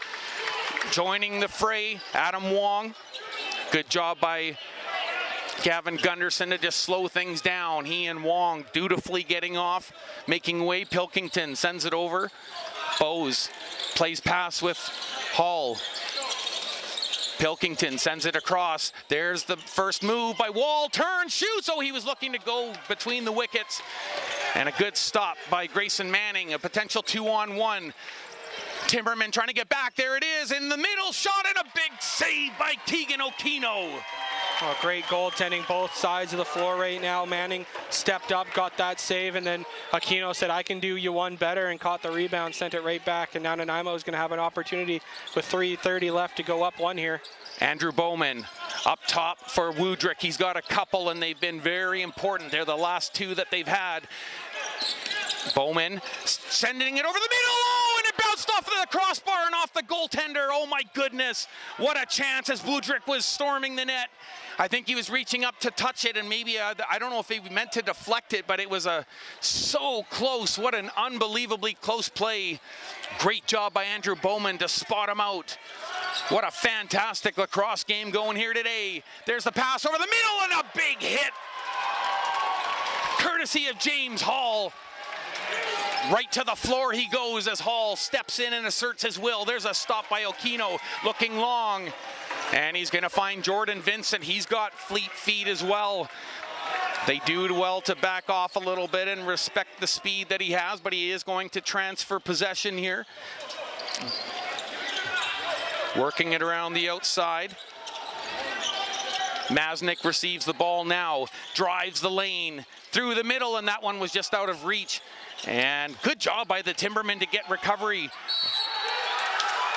Oh, and a diving play from back off the backside. What an amazing effort there. But they're saying that he was in the crease. Oh, that's why they get paid the big bucks to make calls like that. The home crowd obviously not happy, as Jared Masnick with an incredible athletic play to score that, but it was called off with the crease play. Quested drops off low up at the umbrella point, sending it hard into the corner. Quested almost controlled that almost impossibly, but Timbermen turn it over and they're running down the floor past the second blue line, and now Young, he's going to switch off as they get Woodrick back on. He drives the net, 1:45 to go in the second stanza.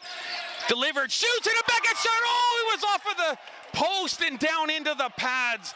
It looked for a moment like maybe it was going to bounce off of him, and Woodrick has been suddenly so dangerous.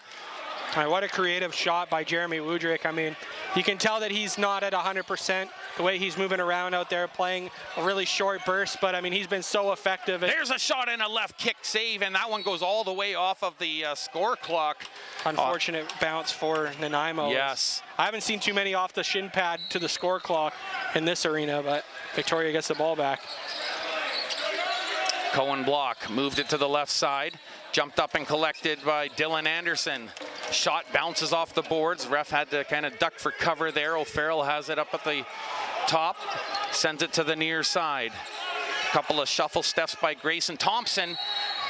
And he got a bit of a pick there, and now that'll allow the Timbermen to move the ball back into Shamrock territory here. Last minute of play, second period, everything to play for. Five's up. Masnick sends it cross crease. Up around the top, trying to throw the shoulder in. Matt Bowes being watched very carefully by Quinn Cram. There's a shot from distance of Masnick, and that one's collected by the left arm. Squeezed in there by Grayson Manning as they send it back down the floor. 38 to go here. Thompson defers for Quested and hits for the bench.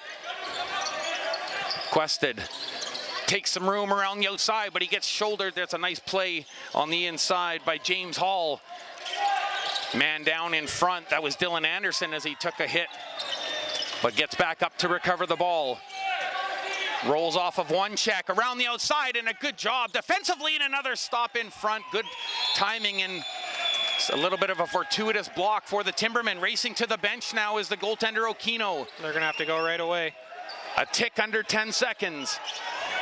Bowes whistled into play. Last play of the period. Sent it across. There's a shot, and that's off of the Shamrock crest. Deep it goes, bouncing the ball, and it's not going to make it, and it's wide. But a close chance at the end of the period. Connor, have you seen goaltenders make that work? And were you one of them? I actually, in junior, I did score a goal in junior B, but it was a deflection. I made the save, and it went all the way down and in the net, so it's not quite the same. Grayson Manning has an absolute cannon for an arm, and especially when he gets that short stick, that small field goalie stick in his hands. That's right. You are. I mean, he's an absolute monster with that thing, and I mean, what an opportunity it was there for Nanaimo.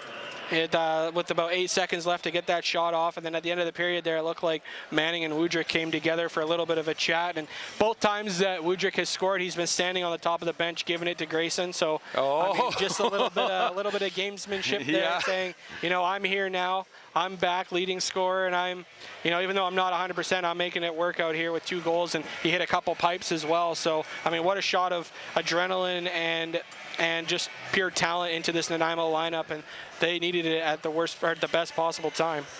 I was thinking about it, about that second period, just in its totality. The Timbermen came into period number 2 down 5-3. There was a 5-on-3 power play for 1 minute and 40 seconds. And the Timbermen did not allow a goal in that second frame. To me, that is almost at this point, no matter what happens from here on out, of course, we still got a big 20 to go. But I would have to say that the Timbermen defense has done something that I haven't seen very often this season, and that's basically shutting down at the absolute best time. I can't believe they didn't allow a goal in that second period. Well, I mean, yeah, it's hard to not give up a goal in a period of lacrosse at any level, and to do it in a closeout game 6 here in a BC Junior A finals series. I mean, it's just. I mean, if you're Coach Simon Stocks, you walk into that defensive room and you just say, guys, let's just do that again for 20 minutes. And Keegan is going to stop everything he can see. I mean, he made a couple 10-bell saves. Yeah. Grayson Manning the same way on the other end. They found a way to tie this game up. And, I mean, I'm sure that if you spoke to the guys and said, look, it's going to be game 6.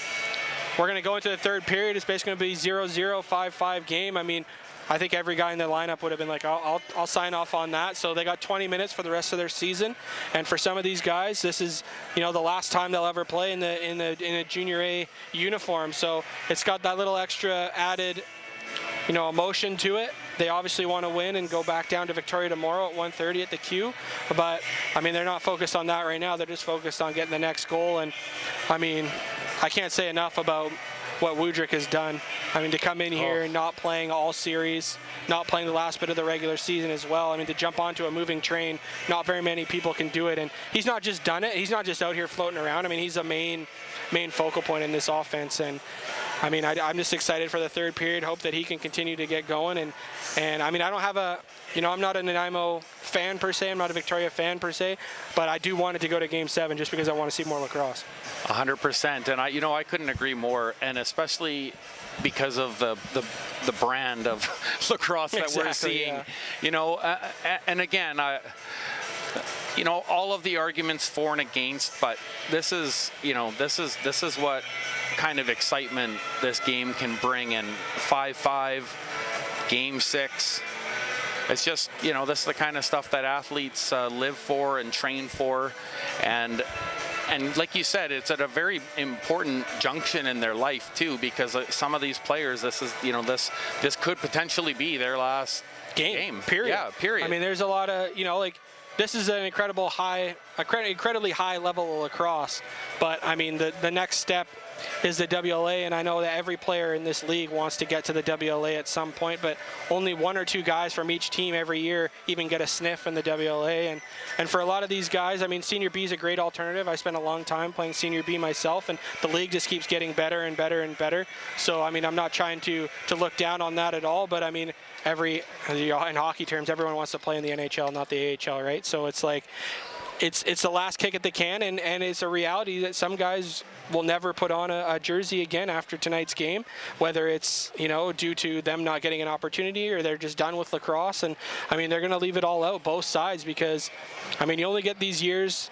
Back when I played, it was 3 years of junior. Now you get 5, and I mean, what a difference! I can say it's the best time in your life, because I mean, I remember my last year at junior, I was working a part-time job. I had no other responsibilities. I was hanging out with the team and the guys almost every night, and your life for that 20-year-old summer is literally just lacrosse, and it's such an incredible time socially, and you're playing at the highest level possible.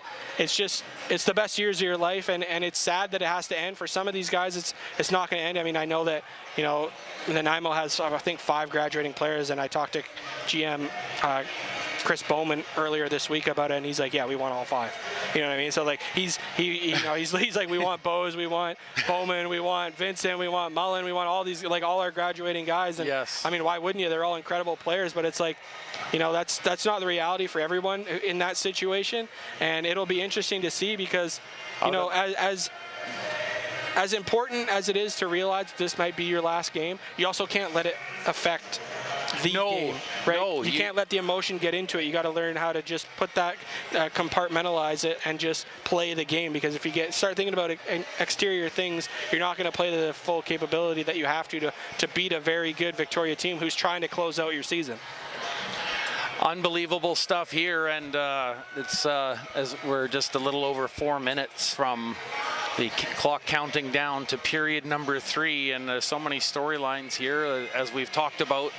Maybe just a quick note about something I heard the other day, and I'm curious on your thoughts, because obviously you have very much the kind of the grassroots in lacrosse to know and understand. Is there any divide or real divide between the lacrosse programs? Do you think that they could be more, kind of tightly knit, or do you think that they're feeding each other and supporting each other fairly well here in Nanaimo? Like, do you mean between like the Senior B and Senior A? Yes. I think that, Nanaimo Senior B has been here for a very, very long time. They have a fan base that, I played for Nanaimo Senior B. I went to a President's Cup with Nanaimo Senior B. Wow. It was they have Nanaimo Senior B fans, and that's the only lacrosse that they want to watch is Nanaimo Senior B. And there's lots of fans that watch both. There's lots of fans that only watch the Senior A, Junior A program. But, I mean, when I was there, the relationship was okay. It wasn't great. I know it's gotten a lot better in recent years. There's been a lot of call-ups this year from the Senior B team to the Nanaimo Senior A team, which hadn't happened in years past. I mean, you can always say things could be better. Like in every situation, it's never going to be perfect, but I really think that both sides have really tried to not see each other as rivals as it was when I was younger. Awesome. It was like, they were competing for fans, they were competing for floor time, because, a lot of people saw the Senior Bs who have been here for 50, 60 years as the premier lacrosse team in Victoria. And then Senior A came back in, I think it was 2006 or 2005, and it was a new thing, and they're playing at a higher level, but people are going to go with what they know. And I think that they found each other as rivals for a really long time. And it's the same thing kind of happened in Victoria, where there were the Wolves before they were the Senior B Shamrocks. And when they were the Wolves, they were trying to be their own entity. They're trying to do their own thing. And then when Mr. Hartshorn bought the Senior B Shamrocks in, I think, 2019, right before COVID, they took them underneath the Shamrock umbrella and really said, look, like, we're going to work together. We're going to put players in your program. And it really benefited the Senior B Shamrocks, as now each year they have 5 players from the Senior A roster signed to the Senior B roster. Crazy. And you can only do it within 2 years of being drafted. It's an affiliated player. And I mean, when I was part of the management group in Victoria, we had players coming up and down all the time, almost as a regular occurrence. And Nanaimo isn't quite there at that point yet, but I know that the coaching staff for the Senior B team and the management staff with the Senior A team are working towards that cohesion, where it's almost like a farm team system. That would be fantastic. That would be absolutely ideal, actually. It's perfect. It's a perfect situation, right? So, say a guy is coming out of Junior A, and you want him to, that he's going to be a player for you in 2 or 3 years, but you don't have a spot for him right now. Well, now you can send him down to Senior B, let him marinate a little bit, and then in 2 or 3 years, when he's 23, 24, instead of 21, he's ready to step into the WLA and be a contributor right away, instead of sitting in the crowd or sitting unsigned, because there's only so many spots. And I mean, Nanaimo's so close to that. They've been working towards it. I know Keegan Aquino has played a few games for the Senior Bs in recent years, and he's played great. And I mean, I think it's overall just positive for Nanaimo sports. That's that's so encouraging to hear, because as you mentioned, like with the Wolves program, like that can be a thing, right? Where there's a little, maybe not, I wouldn't go so far as to call it infighting, but it's just that competition, and it's I love the creation process, and that word you used about marinate, I thought that was perfect, Connor. Thank you for that. Before we get underway here, I just wanted to mention, I've had a number of color commentators that I've worked with before, but I've never actually worked with someone that was a goaltender. So I'm really enjoying the insight here today. It's been, it has been educational, and I've been told I'm a bit of a goalie hugger. I got a couple text messages saying, you sure do talk about goalies a lot, and I mean, it's a totally different perspective as a goaltender in any sport. You're playing a team sport, but you're really on an island all alone back there, right? Yes, you are. Like, you got to be 100% on all the time, and if you're not, it's very obvious. So, I mean, players can kind of hide away, shift on a shift basis. Maybe they don't get the ball, maybe they don't have to pick up anyone on defense, but if you're a goalie and you're not mentally and physically dialed into every single second of the game, it's very obvious, and you're usually going to let one in. So, I mean, I have a unique experience when it comes to that, and I mean, these two goalies are the perfect example. I mean, they're way better than I ever was, and it's just a treat watching them both play. Josh Adey ran the ball down the floor. He took a hard hit along the far side boards, just past the Shamrock bench. Shamrock's back, Ryan Lowe holding it with one hand for a moment. He's going to peel off for a change. Little backhand flip by Grayson Thompson. And Jet Clausen moving to the middle with threatening shot, but he didn't. Sends it over to London. Into the corner they go. Carter Quested, 3 on the 30. And now a shot goes wide. They were just hoping for a last-minute Hail Mary, and Jet Clausen misses the goal. And the Timbermen. It was a good stick by Spans. He got a stick out there at the last second, and Clausen hit it for no chance for a reset. And now Nanaimo will go to work here in their first set of this third period. Lincoln Wall, he has one of the markers, sends it to Masnick, loads, and that one ricocheted. And I think that was Sagodi, that had that one bounce, and now there's an over and back. So the Shamrocks with a quick break over to Pavetta, down the lane, shooting, and a kick save. Beautiful left kick save. Keegan Okino once again coming to the forefront, and a bit of a mental lapse there by Nanaimo as they put the ball down. You have to release the ball right away on a whistle now. They dropped it, went off the floor, but they let Pemberton in all alone, and what a save it was by Aquino early in this third period. O'Farrell delivers to the right side. Over to Thompson on the near side, cutting to the middle, shoots, and he scores. It was just over the right shoulder, and it's a 6-5 game. Crashing the net, Jet Clausen putting his stamp on this one. Well, that play starts with Ryan Lowe for me. I mean, when that ball went in, he was nearly at the blue line on his rear end, and that's because he took the punishment to make that play to open up for Clausen to go underneath. And Jet Clausen has been doing it all season long. I mean, he's a smaller body, but finds a way. He's absolutely fearless, finds his way to get to the front of the net, and he put a move on Aquino. And I mean, Aquino tracked about 80% of it, couldn't quite get all of it. But I mean, when you're in all alone like that with a shooter who's sweeping across the net, who's vertical in the air, I mean, you're really just playing the percentages, trying to get as big as possible because there's no reaction time. And it was so tight to the top corner, exactly, that shot. Like it was just a seeing eye shot. Yes, it was. Jet Clausen understandably very proud as he did the double fist pump. It's a big goal, and he knows it. Here in the third, Timbermen need an answer. A little flip back behind the goal. 13 on the 30 as the Shamrocks trying to penetrate now from the top. Shot from the middle, and that one's blocked by the defense. Timbermen get to the ball first, and good teamwork there as Joel Mullen makes it good use of Adam Wong's check there and gets the ball down the court. And Sam Struther, he also has a big goal here. Matt Bowes, we talked about him in the intermission and what his future might hold. Opening up some room, Struther shoots, and that was saved off of the left pad. On the short side, Timbermen doing well though to keep firing shots, see if they can get something through here.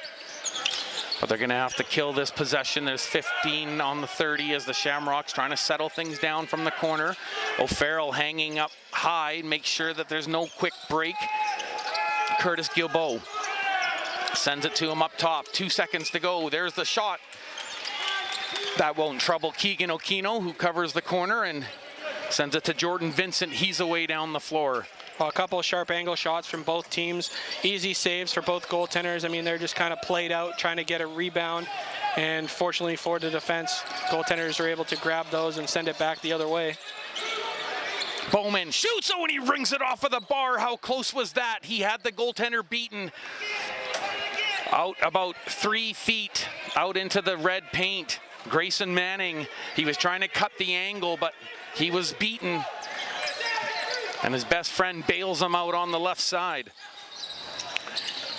Wall trying to roll off his check. He's being covered carefully here.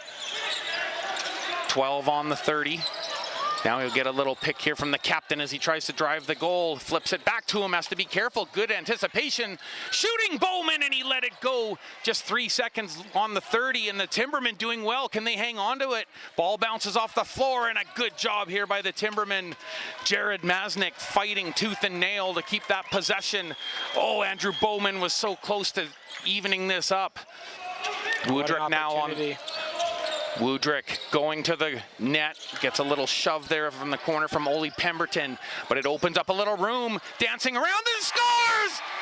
What a shot by Jared Masnick, and he ties it up. Jeremy Woodrick, the real estate creator, makes it all possible, and Jared Masnick finds a finish. We're tied at 6s. Well, a great individual play by Jared Masnick to swim over his defender, and he found himself right on top of the dotted line with no defense within 4 or 5 feet, and he just picked it down low on Grayson Manning. Manning got caught in a little bit of no man's land. He thought that the ball was going to be released a little bit earlier, and he stepped out, and as he was stepping, Masnick shot, so his feet weren't set, his stick wasn't down all the way, and it's just, you know, unfortunate for Manning, but a great play by Masnick. As players of his quality, you might think it's a fluke that he's doing that, but I remember many players doing that when you're taking that step and they're shooting as you're stepping, and there's no way for you to react to the ball because your foot is already in the air, and that's exactly what Jared Masnick did, and he's done that a couple times tonight. Off of the face-off, a couple of bounces, but it will be a Victoria ball here. Huge goal, Jared Masnick. And in a moment, I want to get to the previous shift that set that all up, courtesy of the captain, ringing one off the bar, and then another shot with 3 seconds to go. O'Farrell holding over to Quested. Quested protects it, spins, and up to the top. There's a good save down low, and the ball just flipped over right in front there to O'Farrell, who had a grade A chance if he could have corralled it in. Just about 5 minutes gone. We've seen a goal from each side here in this third. We're tied at 6. Little flip play. There's a good hit. Ball bouncing around, and the Timbermen climb the ladder and grab it. He has had a whale of a game. His name is Joe Mullen, and again, flipping the ball out of his basket to teammates getting off the floor, and he's helping turn possessions in Nanaimo's favor. They have one now. Big tie up in the middle of the floor. Fans oohing and awing at that. Matt Bowes gets back up. Puck or ball over to the near side. Shot, and that was off of the crest. Good job by Grayson Manning to at least keep his upper body in position for that, but he had to go down to his knees. Good reaction by Grayson Manning. Keeps it 6-6. What a save it was by Manning to be able to go down low and realize the shot was coming up to the top quarter of the net and keep his chest high and make a save like that and corral the rebound. I mean, that's the reason why he's one of the best goalies in this league. Ball bouncing around, and it went off of Grayson Thompson's leg, but the Timbermen do recover the ball, and he flushes them out from behind their goal. John Spans, he had a huge defensive play in the second period that really helped buoy the Timbermen to a goalless period. They didn't allow a single goal. They were down 5-3 going into the period, and they tied it amazingly 5-5.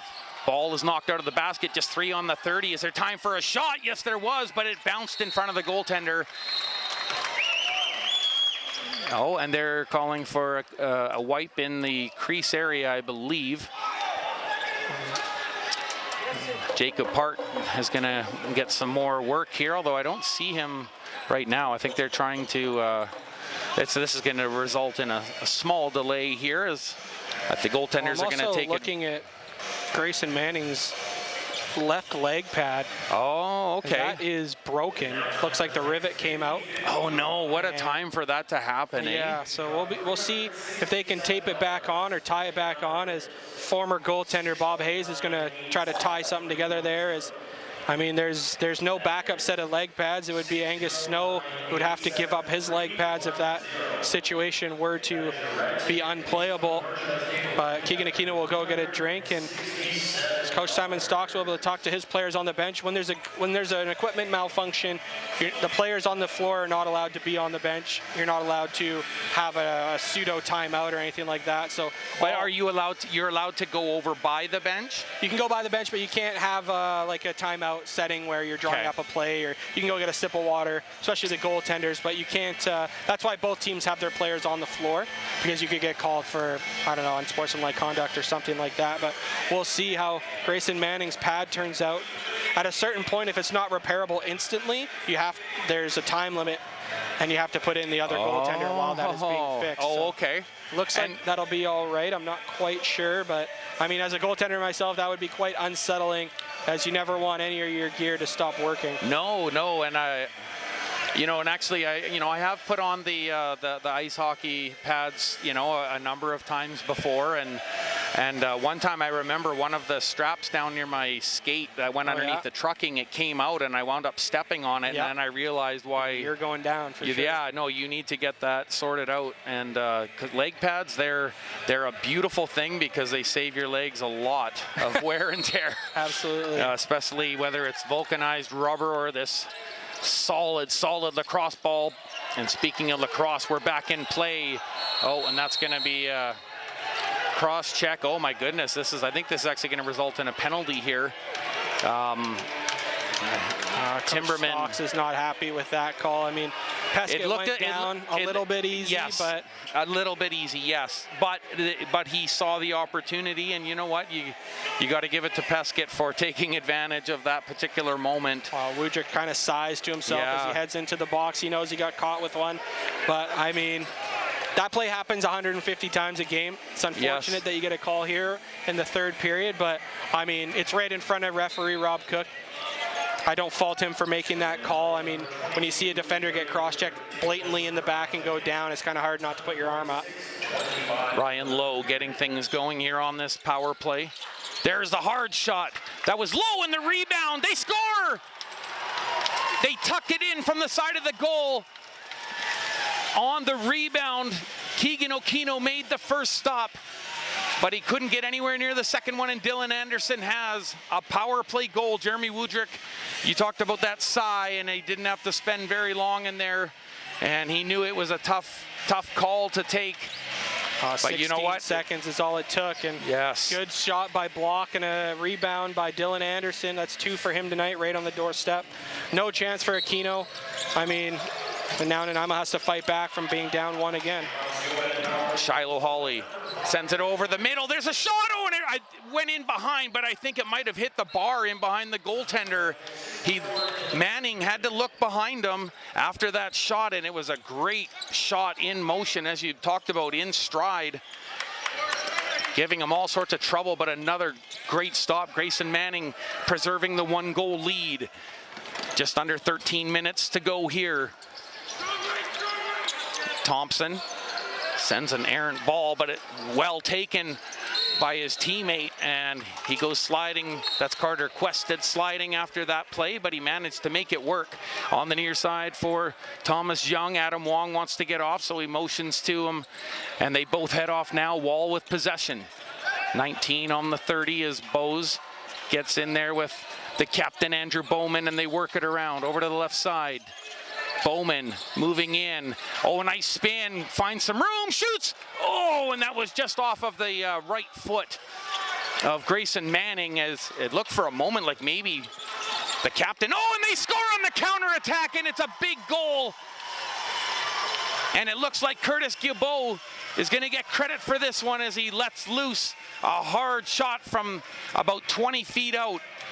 And what a play by Guilbeault. Yes. I've been noticing they've been trying more shots that they're bouncing out in front of Aquino, and that one was a prime example, as Curtis Guilbeault reestablishes a 2-goal lead, something they haven't had for a while, and now the Timbermen on the ropes a little bit here. But they still have time on their side, a little over 12 minutes to go. And they're gonna need an answer back here soon. Fighting for the ball, Shiloh Hawley takes a hit, rolls off of one, and now the Timbermen get it back the other way, but another errant bounce. Strother took a hard shove. Mullen helps keep him from getting a second one, and both he and his Czech, Dorian Connolly, head off. Strother, cross crease. Woodrick on the trail, loads, and you can tell with his shot, he's feeling a little bit of righteous indignation now. He wants to get that ball hard on the goaltender, and you can bet if they can throw it in 22's basket, they're going to make that happen. There's the pass. Now he moves in slowly after delivering to Masnik. Masnik being watched very closely. 12 on the 30. Oh, and a shot that forced the splits out of the goaltender. Ball rolling around in front, but they've stopped the play, and it's going to be a Nanaimo ball. Oh, a good play by Woodrick to crash the net and create that interference call right on the crease, and that was going to be a wipe right inside the crease of Grayson Manning. And what an opportunity it was on that outside look. Great save by Manning to go down and get it with his foot. Rebound came into the middle of the floor. Woodrick couldn't just quite get to it. His 3 Victoria defenders collapsed and boxed him out. He still got to grab that interference call, and it'll be Nanaimo ball once again as they desperately need to come within one here.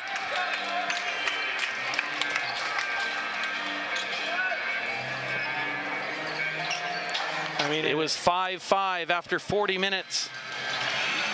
3 goals in this period for the Shamrocks, and 2 on the back of a couple of great saves by Grayson Manning.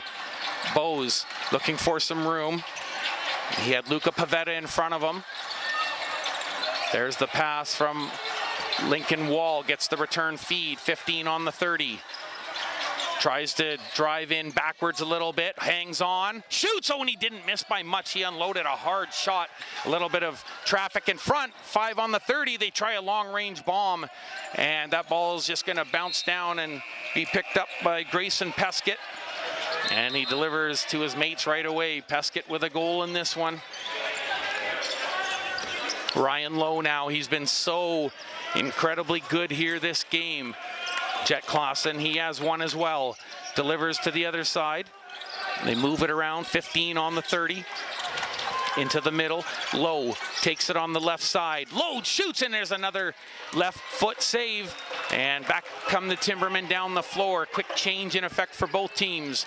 James Hall, he's going to peel off, and John Spans will as well, making room for the captain and Jeremy Woodrick, who delivers now to Andrew Bowman off the right side. Uses the pick a little bit. Other side shot, and that went off of the defender's foot, collected by the Timbermen. Ball, though, bouncing in the middle, and the Shamrocks with a quick break down the floor. Look at this speed in effect. Philip Usenius shooting. Oh, and it's a good stop. Keegan Okino finds it in his right pad as he got down and made the save that he had to, and he keeps it a 2-goal game. A great save by Aquino to stay down, stay low, and really just clog up the middle of that net and grab the rebound and let Nanaimo here try to stay in this one. They try and work it off of the left side. Defers for Andrew Bowman. Bowman to the far side. Woodrick sizing it up.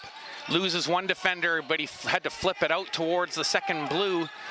Oh, and that was missed by Bowman, but that won't matter so much now in the scheme of the play. But the Timbermen time is just ticking away here, and they could really use one to get within range. O'Farrell feeding it across for Thompson. Pass to Carter Quested, and he was looking to go between the wickets. Oh, look at that traffic jam in front. Bodies colliding as they all coalesced around that rebound. James Hall back the other way into Shamrock territory. And there's, I don't know what's going on, but I saw Keegan Okino motion to the referee like he was motioning with his hands, like what's going on, if I can read body language.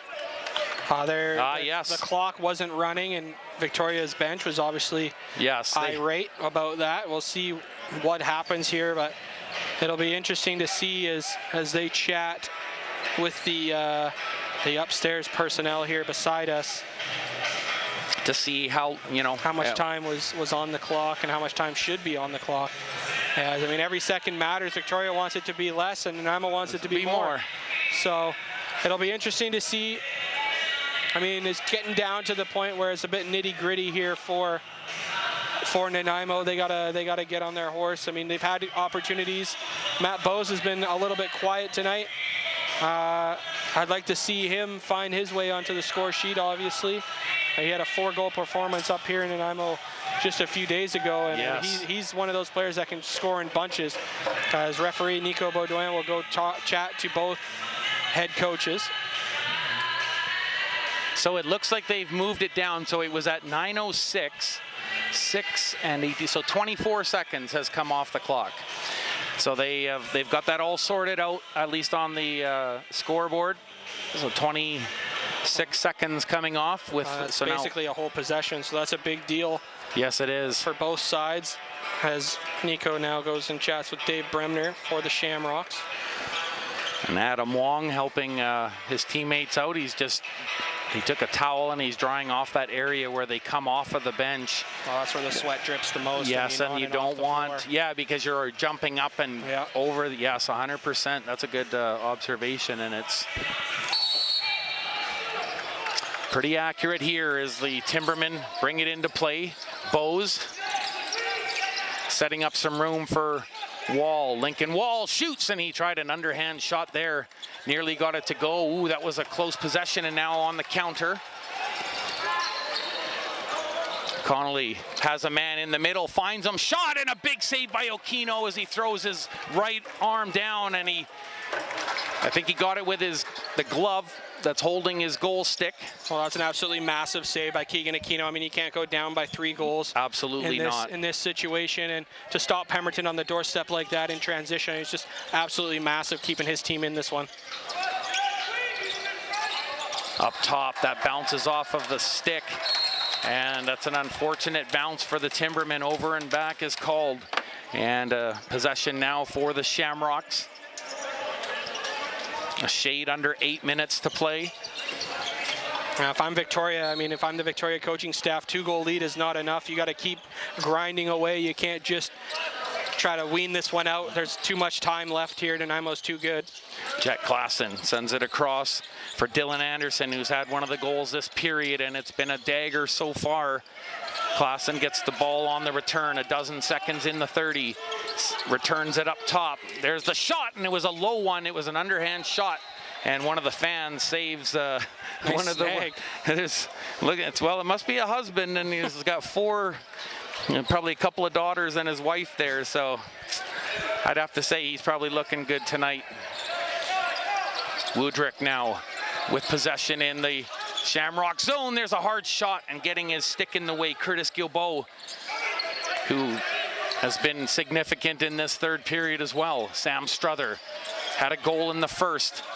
Takes a shot on the late possession. And they're saying that he handled the ball outside of the crease. And that was called right away, and Grayson Manning in a little bit of disbelief. He doesn't want to hear the explanation from Rob Cook. I mean, Rob, his son Cody was a goalie for a very long time, and he knows exactly what to look for inside that crease. Rob does, and he had to make one of those tough calls. It's going to be Nanaimo ball. Is it a gift for Nanaimo? Pilkington over to Bose. Left shooting forward, defers. There's the shot, and it didn't miss by a lot. Ball bounces to the boards, and the Timbermen can't rein that one in. They're going to have to settle for a quick change off of the bench here as Pavetta enters the zone. He's going to get off the floor, though, and making way for his teammate O'Farrell now.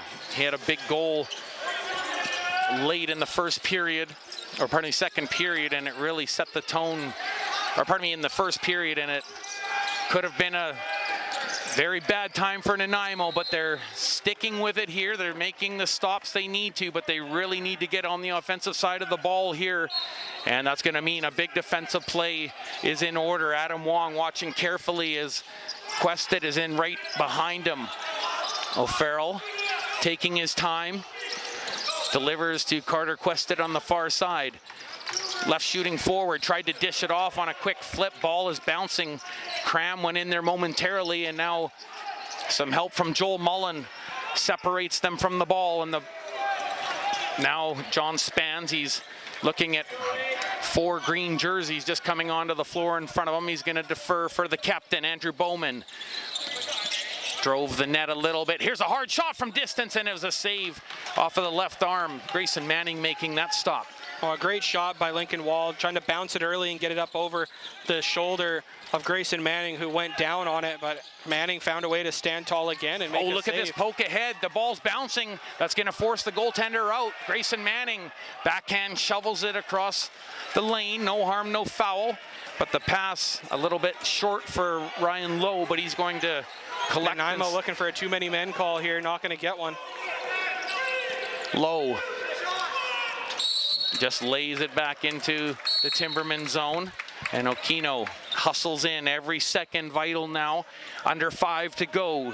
Third period, Timberman season on the line. Can they get within 1 and really get this crowd into it here? Bose working off the check. His man falls. He goes to the middle. He gets the flip. Oh, and he tried to redirect, but it was just lobbed in and collected by Grayson Manning, who probably would have been a little bit worried if he was able to connect that pass. Had a lot of room to work around him off of the left side. Strother just got it to him a little bit late. Matt Bose was already kind of peeling out as he was at the side of the net and kind of just hit a body, ended up in Manning's area, and he covered that one up. Shamrocks from the right side. Now up top to Grayson Thompson. Jet Klassen just continuing to eat up the possession. It's a really heads-up play by Klassen. I mean, you don't want to fire it on net there. If it misses wide, it comes all the way over. Nanaimo might have an odd man break. They're up 2 goals, 4 minutes left. Just put it in the corner and make Nanaimo run the whole length of the floor every possession. Andrew Bowman drives the goal, holds, scores! Andrew Bowman, the captain, gets him within 1. Just under 4 minutes to go here in the third. Oh, what a massive goal by Andrew Bowman. I mean, to beat his man underneath and get to the middle of the floor. Pump short side on Manning, put it far side. That's where that Nanaimo has gone 3 or 4 times tonight. I don't know if it's considered a weakness, if Grayson Manning has a weakness, but they found a way to put it on the stick side of Manning all night tonight. And I mean, I don't know if there's a bigger goal in Nanaimo Junior Timberman history. I mean, they're down 1 with under 4 minutes to play. It was the captain, Andrew Bowman. I mean, they can taste a Game 7 coming here. Face-off makes its way to the Timberman stick, Joel Mullen. Mullen defers to the right side.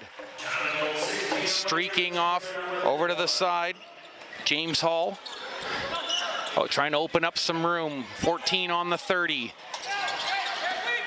Bowman back out there. There's a delivery. Jeremy Woodrick gets into position. Drives down towards the goal. High pass. Good collection by Strother, and he turned and fired. And I think he realized how quickly he had to get that off. The possession kind of ran out of time very quickly. 3 1/4 to go. Third period. Down by 1 are the Timbermen. Shamrocks will move on to face the Adirondacks if they can hold off the Timbermen here. Carter Quested puts it up top on the near side. O'Farrell makes a move, holds, puts it over through the middle. Oh, and the Timbermen were just about away. Now they are 2 on 2. James Hall slowing things up. Adam Wong waits and delivers. Lincoln Wall. Some big responsibility given to him here. Jared Masnick holds. There's the pass to Bowman, trying to work off his right shoulder. Finds some room, holds, and he took a shot. That's off of the, I thought it was off the shoulder, no reset. Up top for Masnick, shoots, and that one's right between the 2 pads. Stopped by Grayson Manning. Well, that's Back. a little bit too outside for Masnick there. I mean, Manning got to track that one, catch it easily in his stick, and send the Nanaimo offense back to the bench. Important moments now. Grayson Thompson taking his time. 10 now on the 30 in this possession. A left shooter off of the right pad, and there's a good stop by Keegan Okino, and now just under 2 minutes to go, and Okino sprints to the bench. Actually, not quite sprints, a little sidestep to make sure that it's not a dangerous situation. It's a fake. They're not. It is a fake. Look at that. Yes. Interesting play by the Timbermen. 1:40 on the clock. There's the hold and a shot. That's off the right shoulder of Grayson Manning. And he'll collect that one now. Moves it down the floor to Lucas Pavetta. Pavetta's going to get off the floor. Allows room for Jet Klassen. Now it's interesting dynamic if Nanaimo wants to press the ball and try to get a strip, have more time on offense, or just kind of hang out and let Victoria kill it. And there's a stoppage and a late shot, and that draws the ire of the Timbermen, but they're not going to make a call now. And Keegan Okino calling for the timeout as he makes his intentions known, and the Timbermen with 1:08 call a timeout, and they're down by a goal. As interesting, they called a penalty on Ryan Lowe earlier for the exact same situation. Yes. Shooting about a half second after the 30 ran, but I mean, I think what it is maybe at this point in the game. That's what I'm saying. A minute left. You can't really. I mean, that's the frustrating part about being a coach and being a player is you don't mind if there's no penalties called or lots of penalties called. All you care about as a player and a coach is it being consistent. Yes. Are you going to call every slash or are you going to call no slash? Because as long as the players know the rules for that set game, they can play in between them. And that's a situation where, earlier in the game that's a penalty, later in the game that's not a penalty. Now, I personally do agree with that, as I wouldn't want to call that a penalty, a ticky-tack call with a minute left when they're down by or up by 1 goal. But at the same time, if you're Coach Simon Stock saying, why is that a penalty in the first but not in the third, right? So, I mean, there's no real answer for that outside of the human element saying, well, I don't want to put you guys up on the power play with such an iffy call with a minute left. I mean, there's no real other explanation other than that. But, I mean, Nanaimo's going to have an opportunity. It looks like they are going to pull Aquino here, and I mean, that's risky in itself. It is very, I haven't seen that work out very well this season, just on a lacrosse front. Yeah. Just as a generalization, but I'm not trying to. Well, it'll be interesting because sometimes they send, so Aquino's all the way back. If Victoria gets the ball, it looks like they're going to send a runner first before they even send Aquino. Gotcha. Matt Bowes delivers to Masnick, who shoots, so he didn't miss much on the right side. Back the other way they come. There's only one back, Matt Bowes, and he's going to have to try and get in front. There's a shot, and they score. That's going to seal it. It's going to be next to mission impossible for the Timbermen to come back from that. An empty net goal, and we talked about the stakes and the gamble level, but you kind of have to do it, Connor. Well, you kind of have to make the play for it. And of all the players, I mean, Zach Zagoti has been a thorn in Nanaimo's offense side the entire series and all season. And for him to score that icing goal, potentially to send Victoria to play Coquitlam in the Western Final, I mean, that's just insult to injury. It's, I mean, it's too bad for Nanaimo that they couldn't convert on that 6-on-5, but there's still 50 seconds left and the goalie is pulled again. And it is now a 10-7 game. As on the ensuing face-off, the Shamrocks able to get their second empty netter, and they indeed will be off to take on the Coquitlam Atanaks. There's unfortunately no need for a Game 7 in Victoria. At 1:30 p.m. tomorrow, they can open up the rink. It's 10-7, and I just don't see a 3-goal run coming from the Timbermen here before time runs out. It's such an unbelievable thing that they did to come back down 2 goals on 3 separate occasions. There's a hard shot from Bowes, and that rips wide on over the left arm of Grayson Manning, and here's a flutter pass and breakaway, and there's the shot. Good save off of Grayson Thompson. Keegan Okino doing what he's done all game and just kept stopping balls, giving Nanaimo the chance and the opportunity. But this Shamrocks offense has just been incredibly potent. And a little bit of rough stuff at the end after Matt Bowes lets a shot go at the end of time. And a little bit of consternation on the face of Curtis Gilboa, but it'll soon change to elation. He's actually pretty upset. And I think he took part of that shot. Now that I think about it, he might have taken part of that shot off of his right leg there. But the Victoria Shamrocks are moving on, and they're coalescing just in front of the blue line there as they congratulate each other. And it's one of those bittersweet moments for the Timbermen. They know they left it all out on the floor, Connor, and you know, you think back to that second period where they were able to kill off a two-man advantage for 1 minute and 40 seconds. They didn't allow a goal in the second period. The Timbermen cannot hang their heads in any shape or fashion after this game. They really put the pedal to the metal. Well, I mean, yeah, Nanaimo can't hang their heads at all. What a great, hard-fought series. And, I mean, it comes down to these two shaking hands first. Aquino and Manning, they embrace a little bit there, and both goalies played absolutely unreal. And, I mean, it's sad that a team had to lose in this situation, right? Like, both teams deserve to move on. Victoria found a way to you know, come back from 2-1 and win 3 straight, and they deserve to head to play Coquitlam in the West Final. And I mean, it's going to be great lacrosse. I hope that, you know, an island team can go to the Minto Cup once again. I mean, I'd love to see Victoria back in the Minto. I'd love to see, you know, a good hard-fought series coming up at the Q Center and at the Palace on Poirier. So, I mean, it's sad that this series has to end. I think lacrosse on the island is at its best when it's Victoria and Nanaimo. And I'm just glad to be a part of it, and I wish Victoria good luck heading into the final. Well, we really were treated to some exceptional lacrosse here today.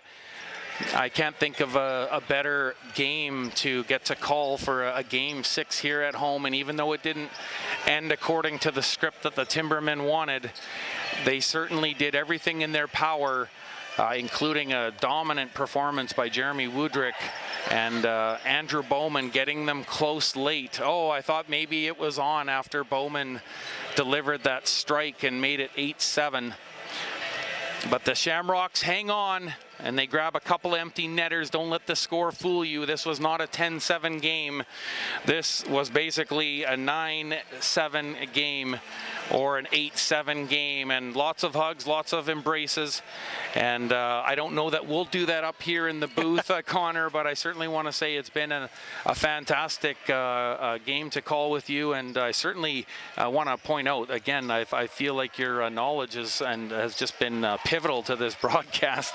And many thanks to Connor Warniuk for just his insight and to really keep the broadcast wheels moving here this afternoon. It's a final. It's 10-7. The Victoria Shamrocks catapulting past the Timbermen. We were hoping for a Game 7, but we are going to be treated to a great Shamrocks and Coquitlam Adirondack series. And as you mentioned, the Palace on Poirier and the Q Center, there's going to be some great battles coming up. For some of the broadcast team, I want to thank Gus, who was on the PA, and Bryce Williamson on the camera and keeping you nice and tight to the floor, and to Tammy McDougall helping keep the stats exactly the way they should be. And once again, to my color commentator, Connor Warniuk, I thank you so much for this, and maybe a final comment as we break down here. Yeah, I just want to say thank you to you and Dan for bringing me on. And you know, this is my first taste of doing the color for Junior A lacrosse, and I absolutely loved it.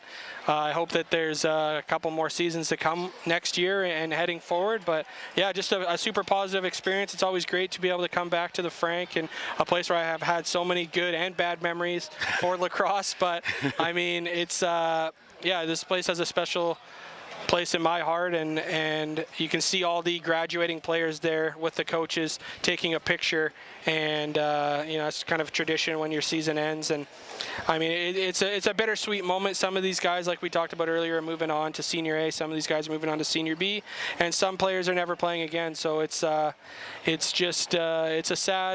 elation on one side and it's bittersweetness on the other. Like I said, I wish Victoria good luck in the final, and I'm really appreciative of the opportunity to come up here and be a part of it, and hopefully be back next season.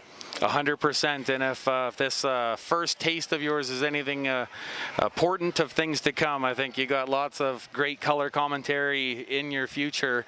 And thanks again for your insight. We're going to wrap it up here today.